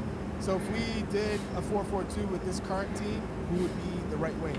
We're talking probably Tim Weah. So Landon Donovan. Okay, John O'Brien, Claudio Reyna. So we're talking Weston McKennie, Yunus Musa, and Tyler Adams. Would any of them play over John O'Brien? No. 2002 John O'Brien. Yeah, he was one of the best players in the world. Different gravy. Different gravy. Okay. Gravy. Claudio Reyna now. Claudio Reyna? Did you get to see Claudio in his prime? Like, did you play with him in his prime? I did. Okay. Let's hear it from you. Give us a good description. I'll give you a great description. I could play him the ball. This is helpful for me, who wasn't known for my passing ability per se, but I could play him a ball in any situation. And not only could he bring it down, right? I could put it at his knee. He'd be like, no problem. With 3 guys around him, he would figure out a way to find the next best option. Now, you play with players, you've done it too, Chuck, where you can get them a ball and they're good at bringing it down. They're just going to go play safe, right? Or they're going to play whatever. He could find that next best option. Claudio was so good. And he just could see the game on another level, and everything just kind of slowed down. That's another thing that I thought was a gift of his, was that if we were feeling chaotic and we just couldn't get the game or get a grip of the game, Claudio could somehow put his foot on the ball and everything would just slow down. And then you could actually make runs with purpose, right? So when you had him, you could do that, and John O'Brien that could do it as well. They were very good at controlling that midfield. And at this point in 2002, they had these tanks. They could run. They could run as well. 2006, John O'Brien, that's when I played in the World Cup too. John O'Brien was hurt. Claudio, 4 years older, it's going to be a little bit harder for him to have the same type of impact in every single facet of the game.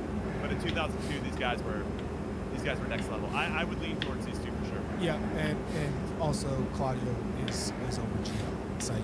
That's not even a discussion. Oh yeah. All right, Ernie Stewart, who's here on the left. You can throw in Eddie Lewis. You can throw in Kobe Jones. So it's going to be Bees. It's going to be Christian Pulisic, right? Yeah. So Jedi, for me, Jedi and Pulisic would be the two. I guess we'd say pretty potentially Davis. Those would be the only ones that I would consider. McBride and Mathis up top are better than what we have. Right. All right, and then McBride Mathis. Yeah, so Grello was right. So Grello was right, just didn't name names. All right, let's get to 2010. Chuck, because I know you're excited about this. I am. Because apparently your name might be on there. I don't know. You tell me. Ooh! Okay, let me name the team. Tim Howard in goal. Okay. Yeah. Carlos Bocanegra, Obuchi Onyewu, Jay DeMerit, Steve Cherundolo. By the way, that's the back 4 I played with in 2006. He just took me out with DeMerit in. So DeMerit's just a younger version of this guy over here. You got Landon Donovan, Michael Bradley, Maurice Sadu in the middle of midfield, Clint Dempsey on the right, Josie out the door, and Mr. Chuck Davies. Oh, hold on. We got some comments. We got to address something, right? And they're like, hey, Jimmy, is Mathis and McBride better than what we have now? Listen, go back and watch. Yeah, there's nobody getting in over Tim Howard. They're not even on the bench. Not even on the bench. Raguzan. It's getting into every U.S. men's national team. I don't see our current guys breaking into that. And then you have Clint Dempsey and Landon Donovan on either side. So it's a mix of the Confeds Cup team and the World Cup team. So we only have one. What does that say, Chuck? I mean, we obviously might have some biases, but still. No, but Christian. No, but I think I'm playing up top. I'm playing up top of Christian. I'm playing up top of Christian. If Christian doesn't start, he's probably one of your first off the bench. But when we look at that 2010 team, there's still Beast. Beast wasn't on there. Beast doesn't get the respect he deserves, by the way. Beast is a baller. And so Beast would be one of the first options. If he wasn't starting, he'd be one of the first off the bench as well. So, I don't know. It's tough. But are we? But they all play at big clubs. Chuck, they play at big clubs. They play at big clubs. Comments, are we wrong? Go back to the graphic again, 2010. I think Serginho Dest gets in over Cherundolo. HR, where's HR? You're a little biased to say no. Okay. Serginho Dest, Barcelona, Ajax, champion, like World Cup. Let's be real. So okay, if we're gonna be real, keep this graphic. All right. Turner, no. Serginho Dest, yes. Zimmerman Reed, no. Anthony Robinson, yes. Tyler Adams, Bruce, and McKinney. Are they getting in over Mo or Michael Bradley? No. Not right now. Weah, Jesus Ferreira. Because remember, Jesus Ferreira, Sargent, those were the guys. No. Come on, dude. They're not getting in. And Christian Pulisic. Christian Pulisic, you know, me and Josie, if one of us wasn't hot, if one of us, you know, Josie at that time, remember, he wasn't playing all the time. He was This sounds like a couple minutes of you trying to defend and validate why you're in this. I'm trying to validate my start spot. I'm not losing my start spot. So I'm starting with Christian. But at the same time, I will be the first one to raise my hand if I'm not performing. If I'm not in good form, I'll come off the bench. The big part of this conversation is that there will only be 2 or 3 guys potentially from our current squad that could really get into squads in the past. So that's Thierry was where right. This is coming from. Thierry's right. And this is what it comes down to.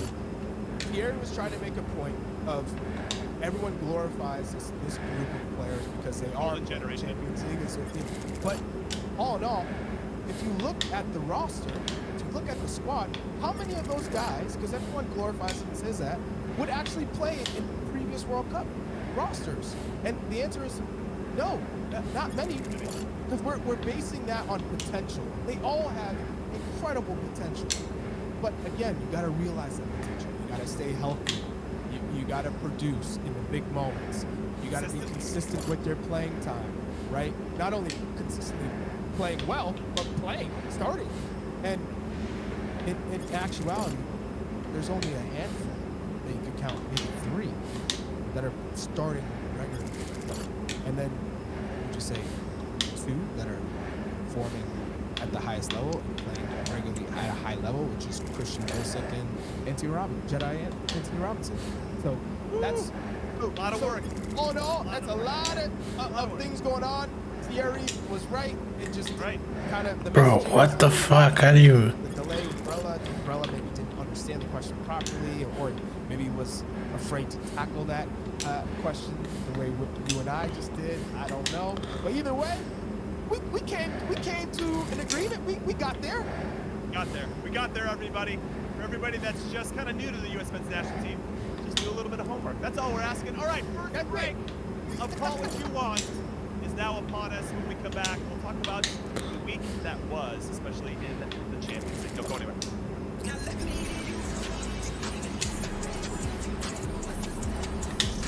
A full slate of games featuring undefeated squads, talented QBs, and superstars all over the field. Now that's a CBS Sports Sunday on CBS and streaming on Paramount Plus. All right, welcome back in to Call What You Want. We're going to do a little recap of our Americans abroad. Not only was there European competitions to get into, 3 straight days in the Champions League. Inject that straight into my veins. We also had the Paramount Cup. So we have some competitions to talk about for a good portion of our player pool. Now, Chuck, let's get into the one that had 5 Americans in it. Juventus, 3-1 winners over PSV Eindhoven. Weston McKinney gets his first start of the season under Thiago Motta, and he scores, joins the attack. That's what they needed. They hadn't scored in their 2 previous games leading up into this match against PSV. They got 3, and it was a good performance from them on both sides of the ball. PSV looking a little off the pace. I think that's the best way to say it. Christian Pulisic scores the first goal of the game against Liverpool at the San Siro. But then AC Milan showed their vulnerabilities under their new manager, Paulo Fonseca, and they lose 3-1 to the Reds. Dude, this shit's so hard. Maybe the red spot in that. But if you're Milanista, not good times for you right now. Austin Trusty comes on against Bratislava in the Champions League for Cameron Carter-Vickers with about 5 minutes left. CCB went 85 minutes in a 5-1 win for the Hoops in that one. And then Flo Balogun didn't start against Barcelona, but he came on with about 20-ish minutes to go. He ended up drawing a penalty, or what we thought was a penalty. VAR ruled that it actually was not. But he was was lively and active. They scored their game winner when he was on the field. Let's talk about the Champions League first, and then we'll get into the Carabao Cup stuff next, Chuck. Any performances that really stood out for you? I think Weston McKennie seems like the obvious choice. Yeah, of course. And I love this comment from Fumar Monta. Smooth segue from older players being better, in quotations, to a record number of Yanks in UCL. Ironic. It is ironic. Because Richie Ledesma is not a right back. He's playing right back for PSV. He got cooked. But he's not a defender. What do you expect from him? So he's still a quality player with when the ball's at his feet. He's midfielder. Weston McKennie, you gotta love. When I think of character and not backing down that American spirit in Europe, which is what Europeans love about American players, like the fight, never giving up. Christian Pulisic has been counted out by players, by coaches. They keep fighting to get playing time, make the most of it. And Weston McKennie scoring in Champions League. Oh, dude. Whatever, dude. Shit's hard. You know, I go back to World Cup qualifying when he made that mistake of breaking curfew and letting his team down and was suspended. And that was the moment for him to grow. And here he is. You know, initially Thiago Motta said, he can go. He stayed. Fought for his place, he earned his place, and now he's scoring in Champions League. So let's go. Timothy Weah, again, a player you weren't really sure what was going to happen to him once Allegri left. Thiago Motta has counted on him, has played him, so he sees value in his pace, which is something that U.S. men's national team fans should understand. The reason why he's so valuable is because he gives you something, a dynamic that we don't really have, and that's pace. Down the right flank. We don't have the ability to stretch opponents. If everyone's playing these inverted wingers, where are you getting your pace from? Where are you getting the opportunity to stretch the back line?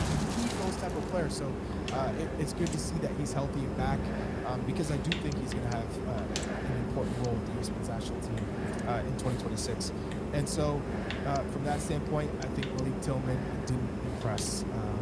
And you know, you're playing against better competition anyways, but he didn't do himself any favors in this match. So that was the one match I really had my eyes on. And I'm proud of Weston in particular, who has really fought his way into the team, into the heart of Thiago Motta and the Juve fans, and scored a good goal.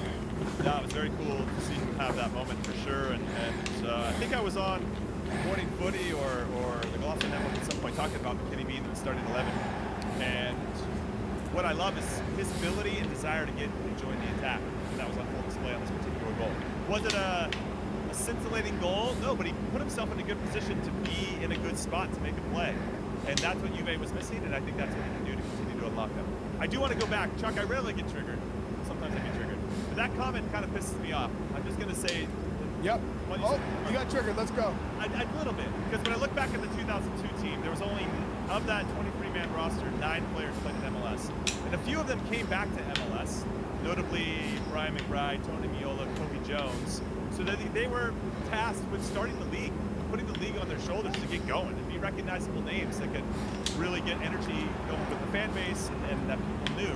So they took on that responsibility. They left Europe to help build something here, which I think has helped develop into a very robust infrastructure, which is continuing to evolve and hopefully getting better and more efficient. But we also had players. Greg Berhalter was at Crystal Palace in the first division at that time. Trundle was at Hanover. You had Friedel, all of our goalkeepers playing in the Premier League. Frankie Haydick, as you mentioned, Bayer Leverkusen in the Bundesliga. Eddie Lewis was at Fulham. Joe Max Moore was at Everton. You had John O'Brien playing for Ajax. Claudio Reyna playing for Sunderland in the Premier League at that time. I mean, we had guys that were all over. So it makes me wonder, too, though, we're not to say those guys weren't playing in big games. The Champions League was harder to play in back then, right? Because not as many teams qualified for it. But the irony of these older guys, because they weren't playing over in a I don't know. Different eras a little bit, but unless you saw those guys at their peak, and maybe you did, and you still think this young crop's better, well, this young crop better can play better, right? Because they're not. Hey, I gotta give you. This is your first F-bomb on the podcast. Years. Let's go. 60 goddamn years we haven't lost a Canada on home soil, and then we draw to New Zealand. whether those guys play in Europe or not, like you got to show up and play. And my man's fired up. Make Go, plays Jimmy, in the go. moment. Like, listen, I'm a guy that played MLS primarily my whole career, and I showed up when it Keep mattered. going. And I learned in my World Cup, and I've said it before, that you're either ready when the whistle blows or you're not. It doesn't matter where you played before or where you're going to play after. Can you show up and play right now? And I take a lot of pride, and I'm satisfied with how I performed at the highest level. And that's what matters. Yeah, all that experience builds up to that moment, but are you going to be ready in the moment? And if our guys aren't, we got to go for the guys that can. And if they play MLS, they play because we need guys that are going to be playing together, working together, and making plays on both sides of the ball when it matters. Those are the guys we have to find. I don't care Jimmy where. That in the locker room. Dude, listen, U.S. national team locker room. Look at him. He's going. Let's go. He's fired up. I've never seen you trigger. You dropped the first F-bomb of the pod. You're well, you didn't hear one earlier. Let's go. Yo, you got me hyped. I'm ready to run through this wall. Conrad Dino. Let's keep prisoners. Okay, I'm gonna chill. Let's get into the Serenity now. Let's get into the Carabao Cup. Here's interesting. We've been hyping up Gaga Slonina. Big Tones is a huge fan in particular, right? He was calling Chicago Fire games and all this. Gaga just got lit up for 7 goals. Barnsley lost 7-0 to Manchester United at Old Trafford. Not a good day for him. And I'm gonna add a quote to this. Chuck, the Barnsley manager, Daryl Clark, said after the game, if I ever hear one of my players telling me that Premier League players are poor, I'll be giving them a slap. Because we were miles off against a team that can absolutely destroy you when you're not at it. He wasn't wrong. Manchester United were all over them. I mean, even Anthony scored. If Anthony scored, you did not have a good day at the office. No, not at all. And as you see Thierry and Jamie and Micah on the Champions League show, big problem. This is problem. I just watched. It was Gaga Slonina did not look like he had been a professional keeper. The way that he was moving, it was almost like He gave up a penalty too, right? Yeah, it was low in that moment to replay. It's like you're in League One because you're in League One. It wasn't, I know it's harsh because you're playing Manchester United and you're in League One side, but it did not look good. Yeah, they got smoked. Other players that played in this competition, Crystal Palace, Richards got the start. Matt Turner did not. I'm going to get into that in a second, but Crystal Palace won 2-1. Triggered him again. Well, no. You're the second keeper behind Dean Henderson. More often than not, the rule of thumb that seems to be universally accepted by everybody out there is that for cup competitions, this isn't even the FA Cup. This is the League Cup, the Carabao Cup, right? This seems like if you're going to give Matt Turner any of the competitions this year, this is going to be the one you're going to do it. And they still went with Dean Henderson. What big trouble. I'm going to quote Thierry on me, Micah. Fuck. Problem. Big problem. Big problem.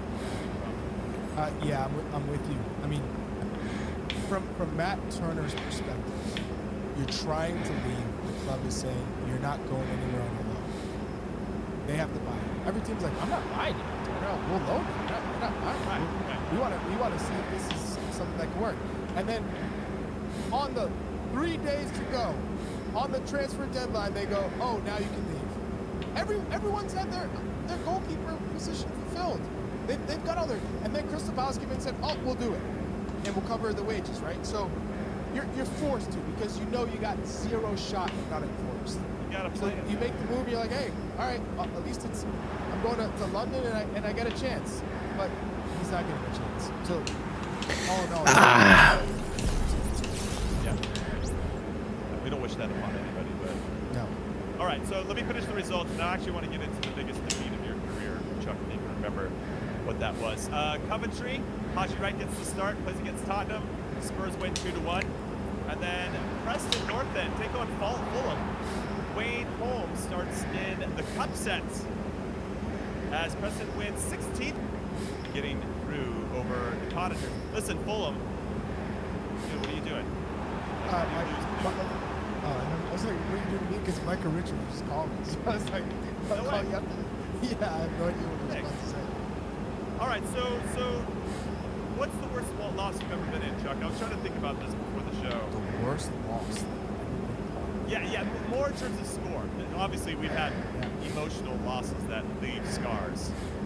But did Boston College, you ever get whooped on at Boston College? We got whipped on, but I was out. So I had torn my meniscus. And it doesn't count because I wasn't playing. So you can't. If I'm out of the lineup because I'm injured, I had a surgically repaired meniscus. We lost 5-0 to Maryland. And this was the year Maryland won the national championship. We had, Robbie Rogers and Bo Adu and Jason Gary and, Stephen King. They were just like, they were cruising, and they love to bring that up. Like, hey, remember when we smashed BC? I'm like, BC wasn't the same. You don't got Chuck Deasy on the field. It's not the same BC. It would have been 5-1 then with you on the field. Hey, the next year we played in Maryland, we won 3-1. That's all I gotta say. Boys scored 2 in the season. All right, but man, the worst defeat that I ever had. I can't think. Yeah. Like a I drug. can't remember. Where everybody just quits. You know those? Just everybody stops doing the little details that matter in games. And then somebody gets. Did you ever get sloppy. smashed in MLS? You ever have a bad night in MLS? I remember having bad nights, but never somebody putting up a touchdown or anything. Yeah. What was your worst performance? Worst performance? Yeah. So one of my worst performances was kind of tied to something that was going on personally off the field, where I had a longtime girlfriend come up. And I think I'm giving too much info here, but a longtime girlfriend. My stepdad had just died, and that's who I lived with growing up. And one of his hopes, he died at age 43 of melanoma. It's super heartbreaking. But one of his hopes for all of his kids, for me, was that I would be kind of settled and have a girl and we'd be living together and kind of on our way, forming our lives together. And so kind of with that, it's subconsciously, consciously, I really wanted to honor that. And so this girlfriend that I'd had kind of off and on for a couple of years, I asked her to move in with me. She came up to San Jose. I was playing for the Quakes. And I was a mess. Like within a week, I was like, this is not a good idea, but how do I get out of this? She's in here, she's like, here, what do I do, And so I went out and played, and I shouldn't have played. I just was not in the mental state, the emotional state, to really focus on what I needed to do. And I remember somebody making a comment on whatever the message boards were at the time, saying that Jimmy Conrad is the worst player I've ever seen play. And I'll be honest, he wasn't wrong. Like, I just could not. I was having trouble connecting passes, Chuck. I mean, that's just kind of where I was. But I was just somewhere else. And I probably shouldn't have played that game. But, I mean, we have hero complexes. What are you going to do? And I eventually told that girl that she's out a week later, and then I started to play better. But, yeesh, that was a tough time for me emotionally. And so, obviously, working through some stuff. But that had nothing to do with the score. I don't even remember if we won or lost. I just remember being really bad that game. And that happens. It happens. I mean, I'm a human being, right? Got other stuff that we're dealing with as well. So. I remember my worst performance. It was on trial with Ajax. I had scored a hat trick, so they had me playing 3 games. The first game, I got off the plane. I played okay, but it's just not really in it the way I needed to be. Right. The second game, I scored a hat trick. Wesley Snyder's father was watching the game with my agent at the time, Lyle Yorks, and so I remember looking at him, and Lyle Yorks like gave me the big thumbs up, and I played out of my mind. And it was like an inter squad, so it was like the reserve team, right. And mixed in with the oldest academy team, it might have been U19s or something. And so I come off the pitch, and I was like, hey, he just said you had a bright future. Like he just doesn't see Ajax side of it. And I was like, oh, I'm cooking. We got one last game. It's raining. Turf. Start the game. I make one sprint. It just started. I make a sprint to the channel, and I feel my hamstring stick. No way. And I'm like, okay. Do you think it's because of, like, I've had injuries like that because of other things like stress or pressure? Yeah. I mean, I was living with the host family there. Probably didn't know the training staff. I wasn't doing like ice baths and stretches, and so you eat at the host family's home. You kind of just cuddle up in your room. You don't. They don't really hanging out. They were like in their 60s, you know, so I was kind of like, all right. And so, yeah, I wasn't prepared, I guess. Like, I didn't have the right recovery process in the training sessions. And so, yeah, strained my hammy, and I was like, all right, I can play through this. And I just felt it getting worse and worse. And I kept trying to play, I couldn't run. Every touch, I was like, it was terrible. And then the whistle blows, and my agent's like, they can't sign you, but if you stay longer, you know, they can still evaluate you. And I'm like, how long is that going to be? Yeah. And then he gets a call that Hammerby came in and said, we have a contract for him. And I was like, oh, thank you. My prayers have been answered, because I don't know. Who knows how long it takes to recover. How long did it take you to recover, though? Like a month? 6 weeks? Yeah, probably a month. And the funny thing is, I go to Hammerby, and you know, if you go to a medical now with the clubs, they got you on treadmills, they do VO2 tests, you know, all these crazy things. I get to Hammerby, the doctors lay me down on the table, they lift my legs, bend my knees, and move my ankles, and they go, he's good. I was worried as hell. I was like, what if they make me want to do sprints or test my speed, agility? Nothing. We're good. So, yeah. Shout out to him. Thank you. Crazy stories. Lots of crazy stories. We should have story time a little bit more on the pod. Same. Especially with Big Tones and Grizzle. We know we got some good ones in the store. All right, we're going to take our last break and call what you want. When we come back, we'll start previewing for the weekend. Should be fun. Do not go anywhere. A Quiet Place Day 1 is now streaming on Paramount Plus. It's thrilling, terrifying. Will make your heart pound out of your chest. A Quiet Place Day 1 now streaming. Welcome back into Call What You Want. I'm Jimmy alongside Chuck, and we are looking forward after looking back. Let's take a look at the notable fixtures that are happening this week for Americans abroad. We got Juve versus Napoli. That is going to be awesome. I really want to see if Weston McKinney gets another start. We got Crystal Palace versus Manchester United. Chris Richards at Selhurst Park against the Red Devils. Then you have Cardiff versus Leeds. Ethan Horvath not in starting 11 for Cardiff in the last game. Brendan Aronson should get the start. That one is on the Golasso Network. Make sure you tune in for that. Then on Sunday, we got Monaco at home against Le Havre. I think I'm saying that right. Fortuna Sittard is hosting PSV. And then Brest versus Toulouse. Brest won today in the Champions League. And then the Milan derby is happening at the San Siro. Inter versus AC Milan. And I guess, Chuck, my question is for you, which game are you most excited about this weekend? Caballeros. For an American perspective. You're safe this time, amigo. Huh? Cardiff Leeds? No? I mean the Milan derby. There's a lot of fun narratives around the Milan derby in general. Just because Paulo Fonseca, for me, if he loses this derby, he's out. He's out. He's done. He's gone. Yeah. It's been terrible. But I wouldn't say Damn, why I look like that? I look terrible. for quality, yeah. Derby, but in terms of like, I'm watching this because these players, there's not one that's like, I got to watch this American battle. Yeah. No, that's fair. It sounds like rumors are out there that if Fonseca gets sacked, Maurizio Sarri comes in. You like that? I actually think that Christian's been pretty bright with Fonseca. There's something about Fonseca's tactics that I do like, but having good team shape in the back and being solid defensively, not so much. Sarri is a little bit more structured, and I wonder if that's going to handcuff Christian in some way. No, Christian's the guy now. I get that. He is the guy. It's not even a question. Everyone gets it, understands it too. He'll play, of course. He'll play, but I just wonder. There's a lot of structure and organization to how Sarri likes to play. Hopefully he'll find that middle ground with all of his talent, right? You got other guys like Teo Hernandez and Rafael Leao who also have identified themselves as mercurial talent that like to take over games too. We'll have to wait and see. But it should be a fun weekend like always. I also want to give a shout out to Turtle in the comments. Chuck, have you been to China since the Olympics? No, I haven't. I would love to go to China, but how much time do you need to go to China? Chuck don't have the time anymore. I'm here working, grinding with CBS. I don't have that freedom. That's a super random question from Turtle, by the way. I know, but hey, I'm down for it.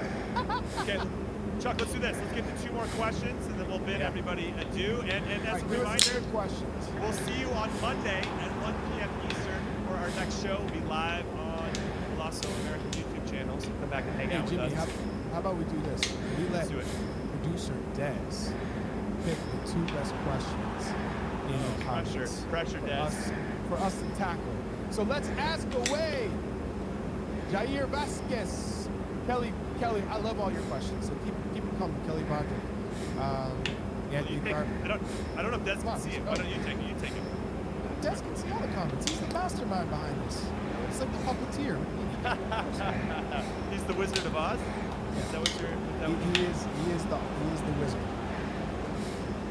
Oh, hey, I just want to throw this out there while we're waiting. Hold on before we get to this, Chuck. This first question. I will be at the Open Cup final in LA between Sporting Kansas City and LAFC. So if anybody's going to that game, come say hi. All right, that's all. Just want to throw that out there. All right, here's our first question. This is from Tank. Chuck Deasy. That is Chuck Wagon. Gotta correct that. Is the goal in Mexico City your favorite goal of all time? The stanky leg in the corner. It is. And it's the moment I dreamed of my whole career. When my first U.S. men's national team game that I actually posted was Mexico versus the World Cup qualifier in 1997 in Foxborough, Massachusetts. So that moment, I saw what the rivalry meant to both countries, how important it was for the U.S., and I wanted to be a part of that. And so, fast forward to 2009, to play in one of the cathedrals, if not one of the most iconic stadiums in the world. You could argue it's the most iconic stadium in the world in terms of Pele winning the World Cup there in 70 and Maradona in 86. That's right. And to score in that environment and hush 100,000 plus Mexican fans was pretty special. That's pretty rad. You know what's fun too is that my favorite all-time goal is my goal against Mexico as well. So Chuck, we share that. It's a nice bond between you and I. Goals against our biggest rival. You and I. We've scored against our biggest rival. There's not too many people that can say that. I agree. I don't even think Clint Dempsey has ever scored against Mexico. Is that right? Didn't he missed the penalty, right? Not. He had a penalty. But I'm gonna tell him that you brought that up too, because now he's gonna come to you. He already came for me a long time ago. He broke my jaw. Yeah. All right. Last question here. My best assist was to dominate in the Brazil game. That was that counterattack. That was a counterattack and a half. That was nice. Maybe one of my favorite halves the U.S. men's national team has ever played is that first half against Brazil in the Confederations Cup final. If you haven't seen it, go find it. Excellent. That goal was sick. Chuck, nice pass. All right, last question from Leo. At Milan, would you rather have Maurizio Sarri, or we've already talked about him a little bit, or would you rather have Thomas Tuchel, who doesn't like the answer to this? Yeah, Tuchel already doesn't like. Yeah. You can't have him. From an American perspective, we can't have Tuchel. Tuchel is a no-no. We can't. All right, that's it. Those are the questions. Those were the answers. We are done here with Call What You Want. Thank you for hanging out with us. As always, we're excited to have the second show now every week. We can really get into it in a fun way and have deeper conversations about bigger topics. But we appreciate your support as always. Again, we'll see you on Monday, live here at the Colosso YouTube channel, Colosso America YouTube channel, 10 a.m. Pacific, 1 p.m. Eastern. Come out and hang out with us. If you don't want to hang out with us, catch our podcast anywhere that you get your podcast. Make sure you hit like and subscribe and all that stuff. We'll see you soon. Later. Let's go. Okay, it was a busy week of cup competitions, wasn't it? We had the Champions League, Carabao Cup, we had the Europa League. Next week, football is well and truly back. So we thought it was a perfect time to get our guests to give us their cup predictions. Get off the fence. Yeah. Give us a name. I wonder who Booby's going to say first. Yeah. This is going to be a real question mark, isn't it? Let's start then with the Premier League, because we can talk about the cups coming up, but we'll get the big one out of the way. Boo, keeping it obvious. Who is lifting at the Premier League this year, Booby? Obviously, Arsenal are very close. They've got a very good, or a decent circle last season. They will be the ones, if City don't win it, they'll be the ones to win the title. But until I see something crazy happen at the club, a lack of form, Guardiola leaving, Haaland not playing well, which none of those things are happening, you have to put City favourites. So I don't think I'm biased saying Bro, catch that, bro. The last 7 Premier League titles have gone to Man City, of course, 4 in a row. But Cecil, you don't think City's here? Fuck. Sometimes in the life when too competitive, look at us. Good in that department. I think as the season goes on, we'll build, and I think this will be our right, go on and win the league. And I think it's going to be close. Listen, City. I seem to remember you having a T-shirt. Yeah, but I didn't say. I didn't. There's actually content online for context. I said that City will win it that year. I was just enjoying the month. Bro, why is no one going? Why is no one attacking? What makes you think it's different this year to last year? Because you haven't been, credit to us, they've been so close. But it is a repetitive thing that we do see City always get over the line. Yeah. So what have you seen different this year that makes I just think the experience of obviously just missing out. I think the boys are you know, wanting it a lot more this season. Also the fact that there's only 2 points last season we missed out on. I think with the addition of Jurgen Timber, I think it was a big miss last season. Honestly, him coming in, absolutely solid. Even kind of Fury's a little bit more of him, but I think Jurgen Timber in there. Bro, grab that shit, dude. That will win us games. I know we need people to talk about strikers and whatnot, but we'll get over like this. We're going to believe that. Okay, there we go. Next up, FA Cup. So who is lifting the FA Cup? Wow. Movie straight in again with Man City. I like the confidence. What the fuck happened? How? No manches, I'm already injured. Why? Bro, vamos a jugar. Oh, shit. Why am I injured? I haven't even done anything. It's not fair. Ni me pasó nada.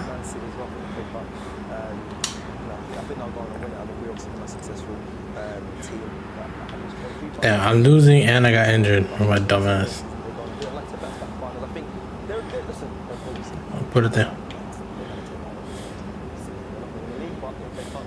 I think he'll rotate a lot in the caps. He rotates all the time. No, but some of those young players, like Oscar Bob and that, obviously he's broken his leg now, but coming through. But players like James McAtee and that, pre-season, we haven't really been able to see him this season to arrive with Gundogan. Yeah, no, I think McAtee had a fantastic season last season. Obviously struggled relatively, got getting relegated, but he's a fantastic talent. Savini is another one. Oscar Bob, like you said, is such an exciting young player. There's so many opportunities to see. There's so many football games. Obviously the Club World Cup coming around as well. There'll be so many opportunities. I think that's the interesting thing now with cup competitions. You often see a lot of the bigger teams, so to speak, rotate. City have got the best bench of any team. So when they do rotate, it's less noticeable, which suggests they probably go furthest the most. Speaking of cup, the next one? See the Carabao, because it actually kicked off this week in a big way. Yeah. Look, people think I'm bantering you lads. Mourinho came to England, his first trophy was the League Cup, right? Ah, come on. Dude. Now, I know Arteta's won the COVID Cup, I don't count. It's not a COVID Cup. Stop saying it's the COVID Cup. Me and my friends. Quítate. Fuck you in my way, dude. Yeah, but you have to start with basics. Yeah, you have to start with basics, lads, in life. You start at the bottom and you build your foundation, and Arsenal have to win something. This generation of Arsenal players have won absolutely zero. So would that be a success? Would that be a success if Arsenal win the Carabao and then not winning anything else? But they're meant to be the biggest club in London. Arguably not anymore because of Chelsea's success in Europe. It's bigger than me as well. So of course you are. Come on, really though. You're talking about the COVID Cup and that. But why we won the FA Cup though. But why are you saying you need to build from the Bro, why the fuck did we do this? Tú tienes que crear algo y eso. But they never moved. That dude was like moving into my way.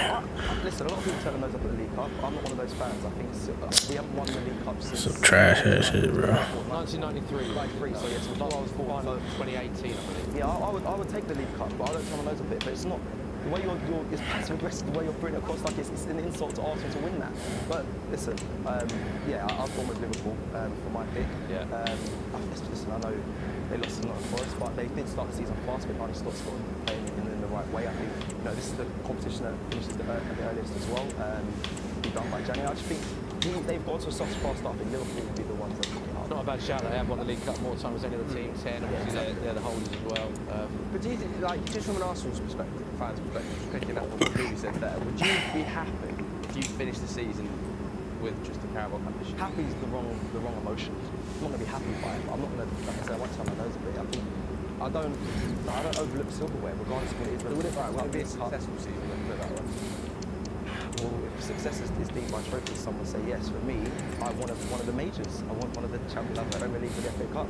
That's where trophy. Yeah, I don't. It was for Ferguson. It was for so many managers. I will be there celebrating it. I will enjoy it. They spent 600 million quid the last few years. They won Zero. You have to have something in the trophy cabinet at the Emirates. When you're doing those little tours, the little walk-around tours, at the moment there's been no trophies in there since. Enjoy all your trophies. Booby, listen, you love Saturday Social, you're in it quite regularly, but you might be on championship chats. let's just calm down. I'll do the EFL show, 100%. You've got my email. We haven't got your email. Okay, let's go to WSL then.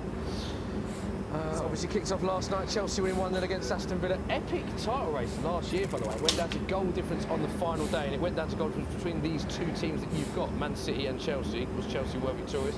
And you think Chelsea will be victorious again? 6 in a row. They've got Sam Coe's unbelievable player. Lucy Bronze had a crazy transfer window as well. Chelsea's the only one, if I'm honest, in this discussion here. For the WSL, it has to be Chelsea. I mean, City and Arsenal will compete. It's very close now. I know they took Vivi Demar as well. You've got a good side, and I think it'll be us who competed with Chelsea for the WSL this season. But Chelsea, they've come on 6 in a row. They're winners of this competition. No, Chelsea the gold standard, of course. I'm just backing City out of pure loyalty. I have to. City winners, but they've got some unbelievable players. Great transfer. They said we were. Yeah, pretty sure. Okay, let's go to the Champions League, shall we? So wait, hold on. So Booby, you're getting a quadruple from your men's and women's team right now. You're getting no, not quadruple in terms of men's and women, but okay, but League Cup. He's giving Arsenal the League Cup. Yeah. Okay. That's so it's not. Sorry, I gave that to you. Yeah, but in your mind right now, okay, sorry, so the treble. So you're gonna win every major trophy in the Milk Cup. Honestly, it's your trophy to win. Go on then, Champions League. At the Champions League. Look, again, I think City haven't lost a game in normal time in the Champions League knockout stage for a very, very long time. Real Madrid on penalties, of course, and they justifiably won the Champions League last season. But this City side are built to go far into tournament after tournament. I think Haaland is someone in the Champions League in the knockout stage to do a little bit more. He'll be thinking that personally. I think if he can click and score big goals in the semis and the final. Why do you think he hasn't done that? I just think if Rudiger's getting told by Ancelotti to man mark him, I think he brings other players into the game very well, Haaland. But look at Thierry Henry, he never scored a goal in a cup final. I think it's incumbent upon Haaland as a young player to develop and get better. Who you got with Cecil? Gone with Real Madrid. Yeah, 15 times winners.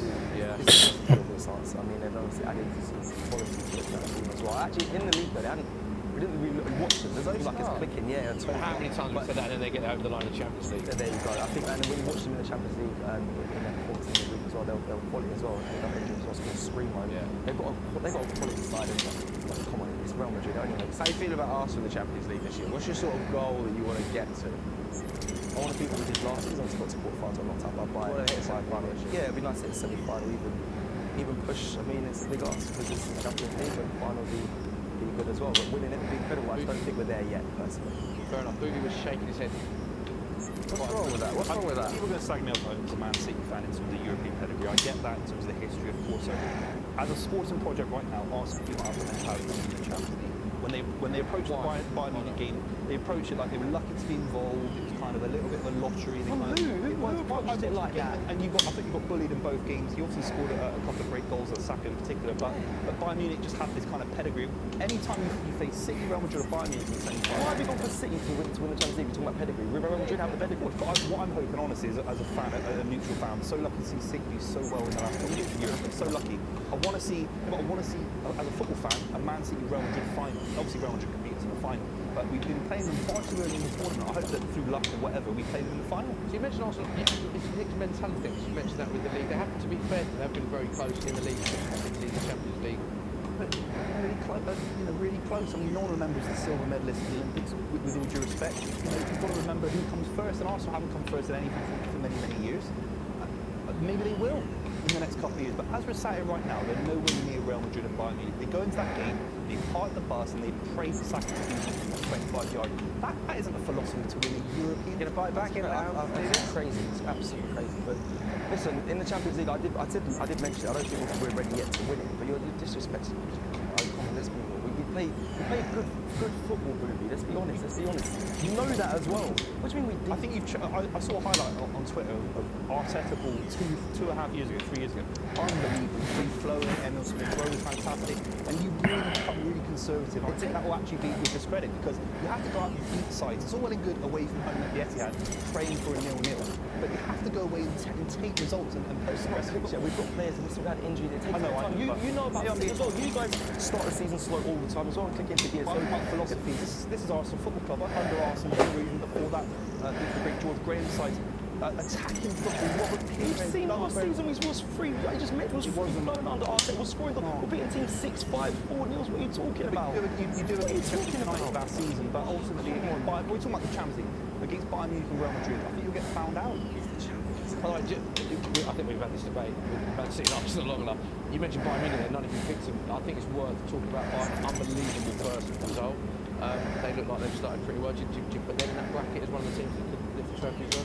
Always to get at least the semis in the quarters, that kind of place. But I think they lack a few world-class players. All right, let's go to the Europa League. You'll be happy, Joe. Oh, I forgot they were in it. You didn't forget. I did, because they came 8th. I thought 8th. Oh my God. Yeah, but we won the Cup. We beat you. Yeah, so they let anyone in these days. Such a way that. He's a big one. So if you'd have remembered United were in, you would have put us. No way. Truthfully, I didn't want to put United on this or Spurs at all. There was no way I was going to do that. But I actually at first had Roma, but they sat their manager this week as well. They got De Rossi, and I was going to go with Roma when they made a few finals as well. They had a bit of European experience in there. But I've gone with Man City. Roma. I know they didn't start well at all. But Man United also haven't started well either.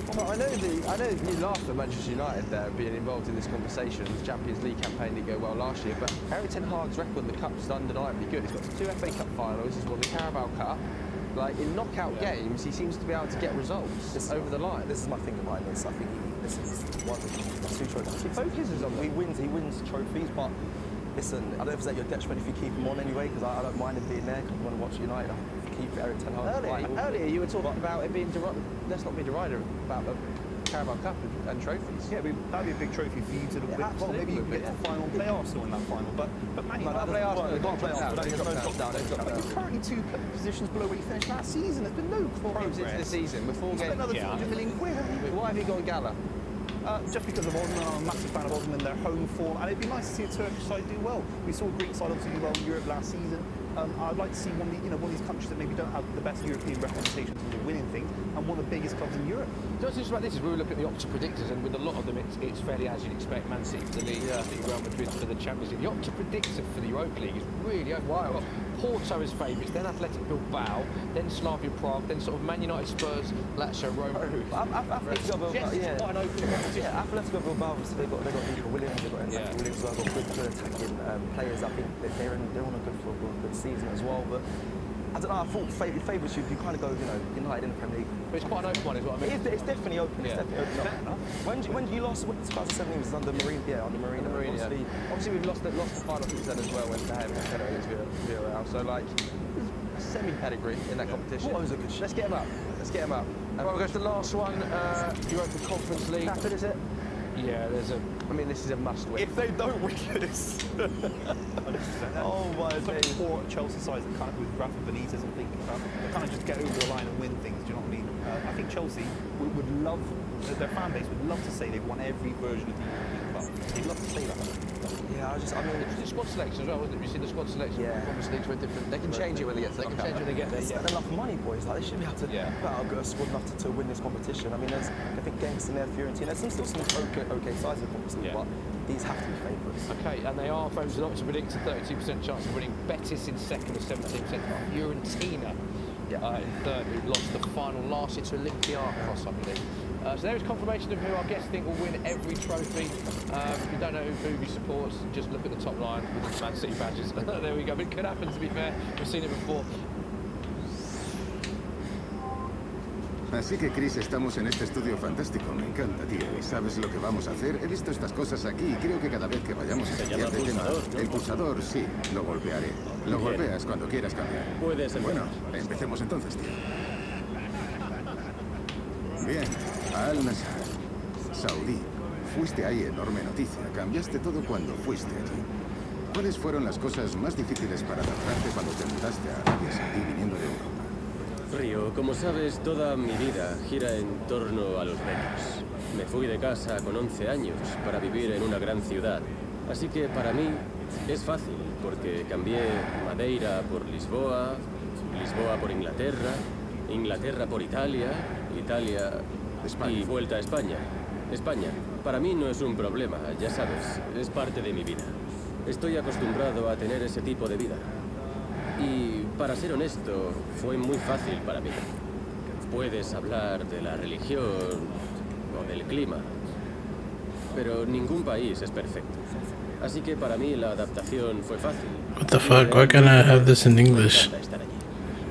Eso es exactamente lo que estaba pensando cuando te vi ir y vi que las noticias empezaron a salir sobre Arabia Saudí.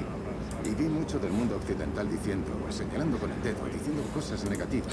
I don't know, man. Somos tan buenos, somos tan perfectos que no Somos tan buenos. problemas, tío. Pero se trata de afrontar los problemas y luego dar un paso adelante. Quiero decir, ¿hay algo que te haya hecho pensar cuando fuiste allí? Bueno, esto no me lo esperaba, sea cosas positivas o negativas. Como te he dicho antes, para mí todos los países tienen sus problemas. Es normal. Allí tienen cosas fantásticas. Para ser honesto, estoy muy feliz de estar allí con mi familia. Te vi en la playa. Sí, sí. Te vi en la playa. El Mar Rojo, que es mi segunda casa, o incluso la primera, porque es un lugar increíble, es como un diamante. Me encanta estar allí. ¿Cuándo vas a invitarme, tío? A mí y a mi familia. Lo hablaremos, seguro. Te encantará, a ti y a tu familia. Confía en mí. Es uno de los lugares más hermosos en los que he estado. Sí, sí. Y no solo esa parte de allí. Por ejemplo, Alula, que está en algún lugar del desierto. ¿Has estado allí? He estado Sí, allí. por supuesto. Un lugar Increíble increíble. lugar. Cuando fui allí, mi amiga empezó a llorar. Es precioso. Entramos en el hotel y mi amiga estaba sentada. Sí, La ¿sabes por miré qué? y lloraba. Porque es sagrado. ¿Cómo se dice sagrado? Espiritual. Sí, espiritual. Es espiritual. Es espiritual. Puedes sentir la energía allí. Es un lugar que tiene algo de espiritual. Diferente. Yo también lo sentí, de veras. Sí, lo sentí. Y tienen eso. Tienen el Mar Rojo, tienen incluso nieve en las montañas. Que la gente no se lo cree. ¿Nieva en Arabia Saudí? Sí, tienen nieve. Tienen de todo. Así que es un país encantador. Me encanta estar allí. A mi familia le encanta estar allí. Como te dije, la adaptación para mí no fue demasiado difícil. Y soy feliz allí. ¿Cuáles son las diferencias entre las ligas? Porque todo... The record against Arsenal, the Etihad, is unbelievable. Against Arsenal, I think Arsenal go into these kind of games with an underdog mentality, but you still lack world-class players. But we've not gone 2024 undefeated away from home. 9 wins or 10 wins, 1 draw, 3 goals conceded. To not have the respect to go to a ground like this and get a win. I'm only trying to wind you up in the sense that I think Arsenal fans have to go into this game thinking, we've got to win. We're not falling for debate.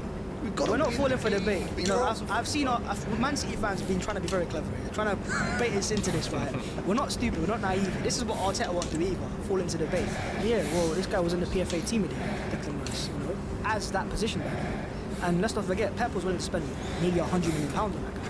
That was a real transfer bid. No, it wasn't. Oh, so you got resources. We went for Harry Maguire and it coaxed Man United spent 180 mil on him. Yes, people, welcome back to the channel. Hit the like button, make sure you're subscribed, and welcome to Superfan Debate, the face-off. I've got a representative from Manchester City to the right. I've got a representative of Arsenal to the left. It's the big one this Sunday, 4:30 at the Etihad.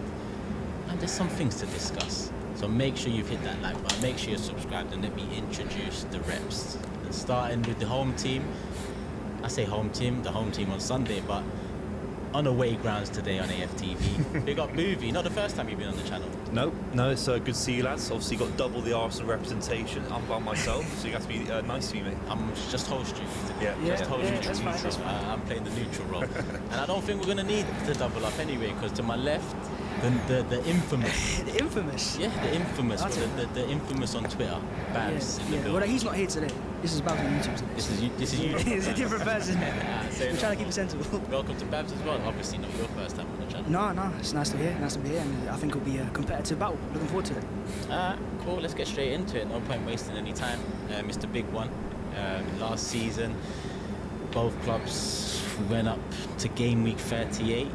and City got the job done, as they have done many times over the last 8 years or so.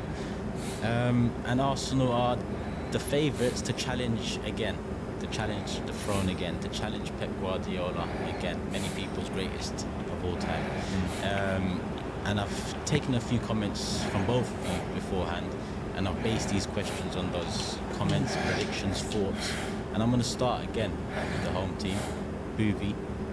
Why are Manchester City going to win this Sunday at the Etihad? The record is unbelievable against Arsenal. I think Arsenal go into these kind of games with an underdog mentality, and that's with all due respect. City used to be underdogs in these kind of games. That was 20 years ago. I think Arsenal go into these kind of games very similar to the Bayern Munich game last season, the Champions League. I know Arsenal beat us at the Emirates obviously last season with a deflected goal. You guys obviously made multiple documentaries about and made DVDs about, so I get that. But this game, I still haven't seen enough where you're not going to just go into this game a bit like Inter Milan did and just pray for a 0-0. I've not seen enough to change my mind. Obviously, you've got the injuries to Odegaard. I don't blame you on some level, but you still lack world-class players. And I think Arsenal fans and this Arsenal side deserved a little bit more in the transfer market to be able to go to Man City and say, we're not just going to go and nick a draw or be smart or be cute about it. We're going to try and take 3 points from Man City. Good case put forward. Babs, same question to you, but before I ask that same question, I guess it wasn't a surprise. Boovy, Man City fan, the home team, won how many titles? He's predicting a City win this Sunday. Of course. But you're predicting an Arsenal win this Sunday. So tell me, why are Arsenal going to win this I've game? not seen... First things first, I respect the Etihad. We know how hard it is. So I'm not going to come out and say City are a little team. And we know how hard it's going to be. It's going to be competitive. But we've not gone 2024 undefeated away from home. 9 wins or 10 wins, 1 draw, 3 goals conceded, to not have the respect to go to a ground like this and get a win. I think that's what we need. We've been to Villa Park, we've done our job there, Spurs away, we've done it twice, we've even obviously drawn at the Etihad as well. But to go and get a win now, every under Arteta, what we've seen is Arsenal go up another level. Tests that we couldn't pass last year, we passed. Even this year, for example, Villa Park. Last time struggled, this week we go and win it, right? So I think this time going to the Etihad with our away form, the goals that we don't concede, our defence, and the fact that Mikel Arteta is willing to be pragmatic as well. And I think, look, going to go with City at the Etihad would be naive, right? So being more pragmatic, going for your own approach, and playing for a result that way, with how solid our defence is, knowing that we can deal with Haaland in the past. We've done it in the past. We've seen Saliba and Gabriel. Now we've got Timber as well. So the defence has got even better. You've got Calafiori as well. And off the bench, last year the issue was we didn't have much pace. I think, Saka wasn't available, Martinelli wasn't available away from home. Well, now you've got Raheem Sterling. You know about Sterling. He's a very fast player. He's played the Etihad before. He scored last year as well, I think twice against you guys. So we've got that counter-attacking threat. And with that game plan there, I'm believing on my side because, look, they've given me no reason to doubt them this calendar year. Pragmatic movie. Many draw at the Etihad last year as the stumbling block to finish in second at the end of the season. Babs has mentioned the word pragmatic, and we've seen this season Arteta even more so relying upon the defensive organisation and structure. What do you make of it? Your title rivals coming to be pragmatic, to come set up shop to take the point, which historically was often looked at as a good point, but somehow in the last 6 to 12 months it's turned around to... Yeah, no, I think pragmatic. Arteta's a fashionable manager, Spanish, kind of got this quality going on as a young progressive manager. We use the word pragmatic. I think if Neil Warnock was in the room, we call it park the bus. I mean, it's as simple as that. Yeah, and the issue is there's no excuse not to do that, because you don't have the quality, like you said, to go toe to toe. Yeah. But it is parking the bus. Inter Milan, I tweeted it saying that Inzaghi did unbelievable in terms of getting his side counter-attacking. They had great chances in Inter Milan. There are points they had 8 6-foot Italian guys in a row blocking the ball from going in the net. That's what Arsenal did last season, and I think it's massive for Arsenal. We're doing this preview. Really, we should be talking about Arsenal trying to win the game. There's no other result really for Arsenal, in my opinion.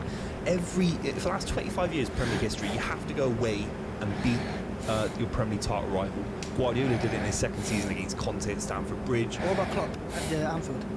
Yeah, but Klopp beat City so many times in the Champions League, smashed us in the Champions League, smashed us at Anfield. It was embarrassing at points how much they smashed us. They had the experience, they beat us in the Champions League, beat us in the Premier League, obviously with 99 points.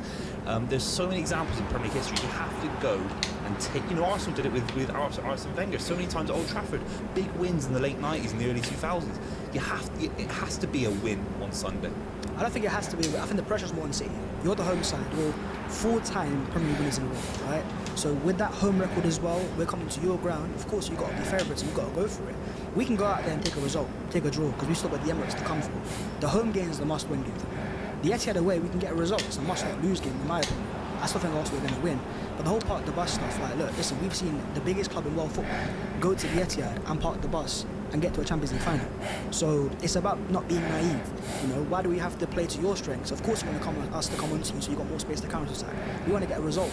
And that way there, if we have to be pragmatic, I think people get confused about Arsenal only because we can defend well, doesn't mean we're defensive. You know, against Spurs at times well, we were aggressive in our press. We got a press, when we press teams like Man City, Spurs, whoever, we can cause issues as well. So it's just about being clever, picking your moments. And if it works in your games, look, last week we got 89 points playing that way. If you can get a few more points this year, get up to 95, playing that style of football, then I'm not concerned about it. 95 is a big number when you drop 2 points to Brighton already. Going back to your point, the reason is this isn't Stoke City, this isn't Leicester City. So many Arsenal fans that I chat to, some of my mates, they address Arsenal as if you're Leicester City, as if you're trying to do 5,000 to win the Premier League. You're the biggest institution, arguably, in London in terms of football, the capital city of England. Do you know what I mean? And the way you've addressed it, I think you're right, and it's not your fault because you don't manage the finances at Arsenal, of course not. But how are we sitting there saying Arsenal going to Man City? I know there's a golf, there's a lot of money, but you spent a lot of money as well. And you're sort of talking about yourselves as such underdogs. It's crazy to me. I wouldn't have 4 or 5 world-class players, a Pires, a Lundberg. You should be talking about the Dennis Bergkamp type player in our modern generation going up there and competing. And you got Chelsea loan reject in Raheem Sterling. It's just like... Yeah, but he's a bench player for us. We're not talking about a starter, right? And look, every side has mental blocks, and you guys should know that more than anyone. Because every time you go to Anfield, even when it's title rivals and non-title rivals, you always struggle. So, and your Man City won 4 titles in a row, Champions League winners. So if you struggle with that, I think going to the Etihad and playing, you're the favourites, so of course we're underdogs, right, automatically. I don't think that's a major concern, and ultimately we just need a result. I don't care if we're favourites or underdogs, I want to go there, get 3 points, walk out, and that's about it. Regarding pressure, Babs, you said, you know, they're under more pressure, they're the favourites. But we're under considerable pressure in this one as well. Arguably, more so because of the size of the club, noise online, the lack of a major trophy since the FA Cup. It's now time for Arsenal to show up. Yeah, only because I believe they're under more pressure doesn't mean Arsenal aren't under any pressure. Of course there is pressure there, but at the same time, with our away record this year and how many times we've gone away from home, got the job done, gone against the grain where we've had games where we're up against the backs against the wall, we're struggling, we find a result, set piece, a moment there and there. I think that's what we're going to beat. We're not going to go to City and, you know, play our football and, you know, start to dominate these guys. We're going to try to do and give Haaland space as well. We're not stupid and naive. We know how that works, right? We know we're trying to go there, nick a little moment, and we've seen Sir Alex Ferguson win how many titles this exact way. You know, you don't have to play your dominant style of play and be naive. We've seen Ange Postecoglou play stubborn football all the time, and Spurs fans hate it, right? So I know Mikel Arteta can coach a dominant performance at the Emirates. We've seen it time and time again. I don't need him to prove a point to me.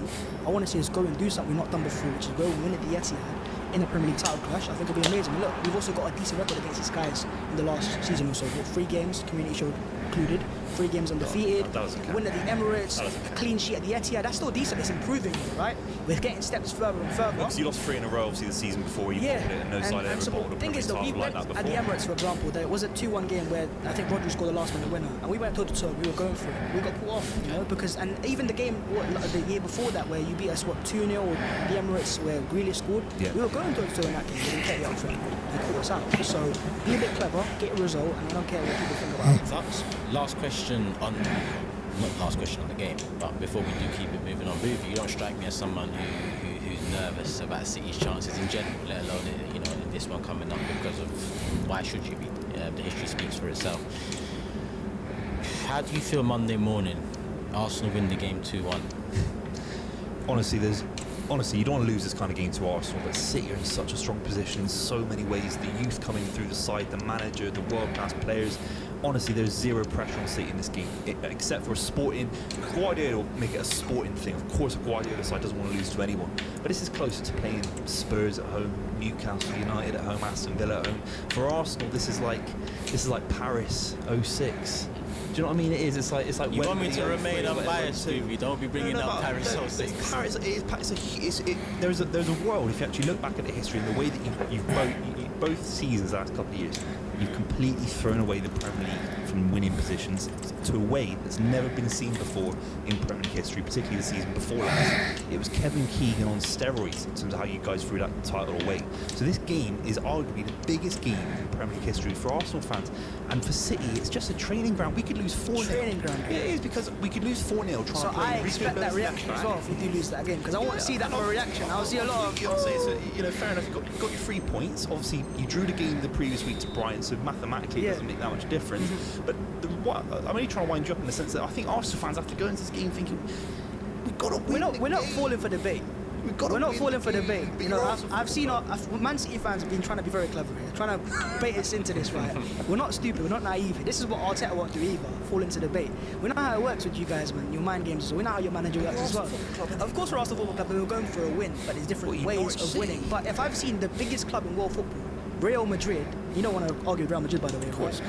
And they played that exact style of play, and there was even reports that Carlo looked at Mikel's style of play against City to use that against City, against City in the Champions League. So then, look, if we've seen them do it, why can't we do it? Be clever, get your result, and then we can do the talking after the game. Your philosophy isn't pragmatic. Our philosophy is to win games of football. And Mikel Arteta, let's not forget, as much as he worked under Arsene and Pep, he also worked on David Moyes. So he's got that pragmatic style there. And we're not gonna. Pep's his own manager. We want to be different to Pep as well. So if outside of players, we can play a defensive deep block at times as well. So be it. Way these days, then? The Arsenal way is going up to Man City. The Arsenal way is being the most versatile team in the league. We can be the most aggressive pressing to the best defensive as well, and that's how we do it. We're not trying to be a one-way side. It's worth 89 points. I mean, you know what I mean? Yeah, and it gets better and better. And I'd argue last year if we, for example, played Havertz up front for the first half of the season rather than experimenting in midfield, had Partey available instead, might have got a few extra points there as well. So that's true. I think we're going for 90 pluses. That is true. Yeah. All right, I'm gonna bring in something now. Combined 11 in a different format. I want to see how much. Oh my gosh. Each other's teams. So I'm gonna hand one of these to you, one of these to you, Bags. A pen and a cloth there, and a cloth and a pen there. We're gonna go through positions. Obviously, I'll couple up the centre backs. Oh, that's horrible. The midfield 3 together.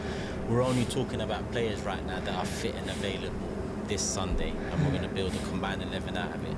Yep. I want one name at a time, unless it's a pairing, or I'm asking for the midfield 3. I'm going to start with the goalkeeper first and foremost. So, who starts in the combined 11 going off this season? Come on. He said going off this season. Oh my God, man. The only thing I'll say, I'm on an Arsenal fan channel and I've got 2 Arsenal fans with me. I respect what David Raya did against Atalanta to do a double save, a penalty save alone, but a double save. He is, for me, you look at his trajectory, he is performing at a Champions League level. He is now a top level keeper. When Alisson goes to Saudi Arabia, same with Ederson, could have happened this summer.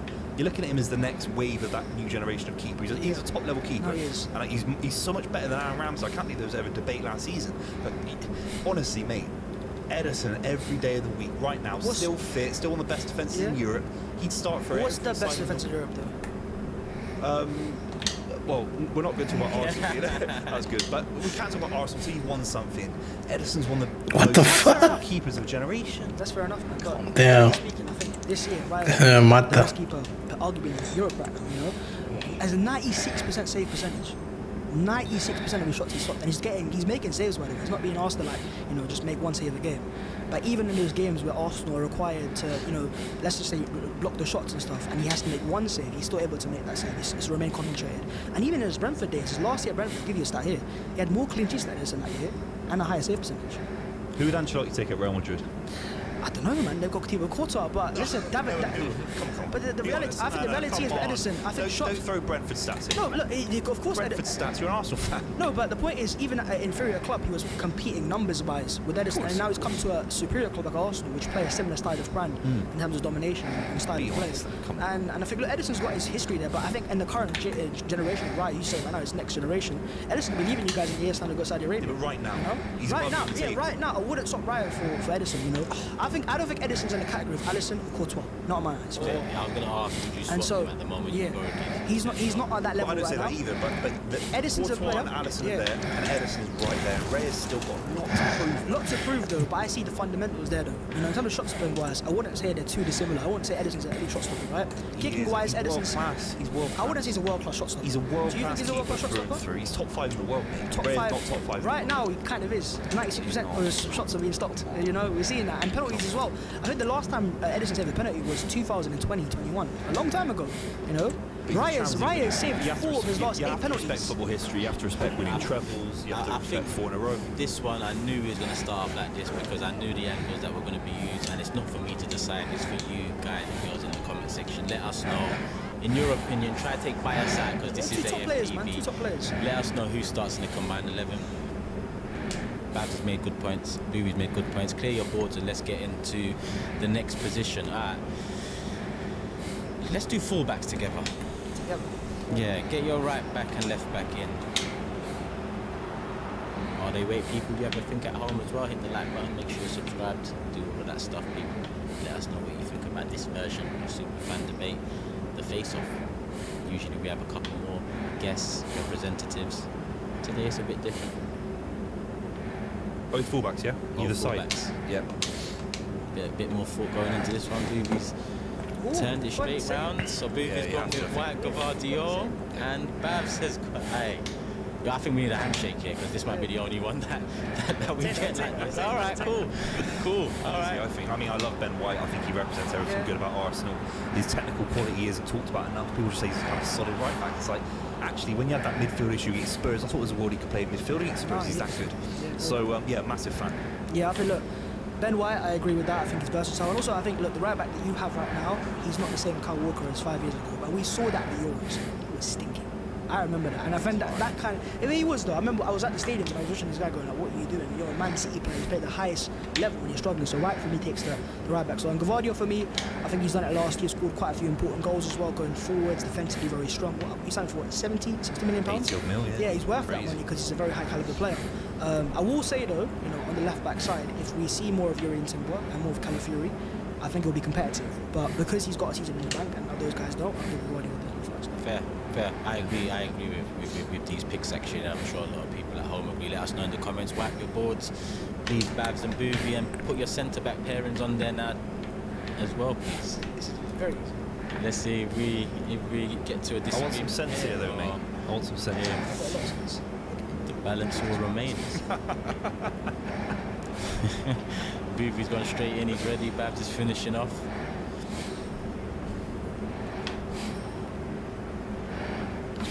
This has to be the same as... Oh, come on. So Booby's gone Saliba Diaz. Babs is gone Saliba Gabriel. You have to respect football heritage. You have to respect football history. And what Diaz has done since he's come to the Premier League, he's never not won the Premier League title since he moved from Benfica.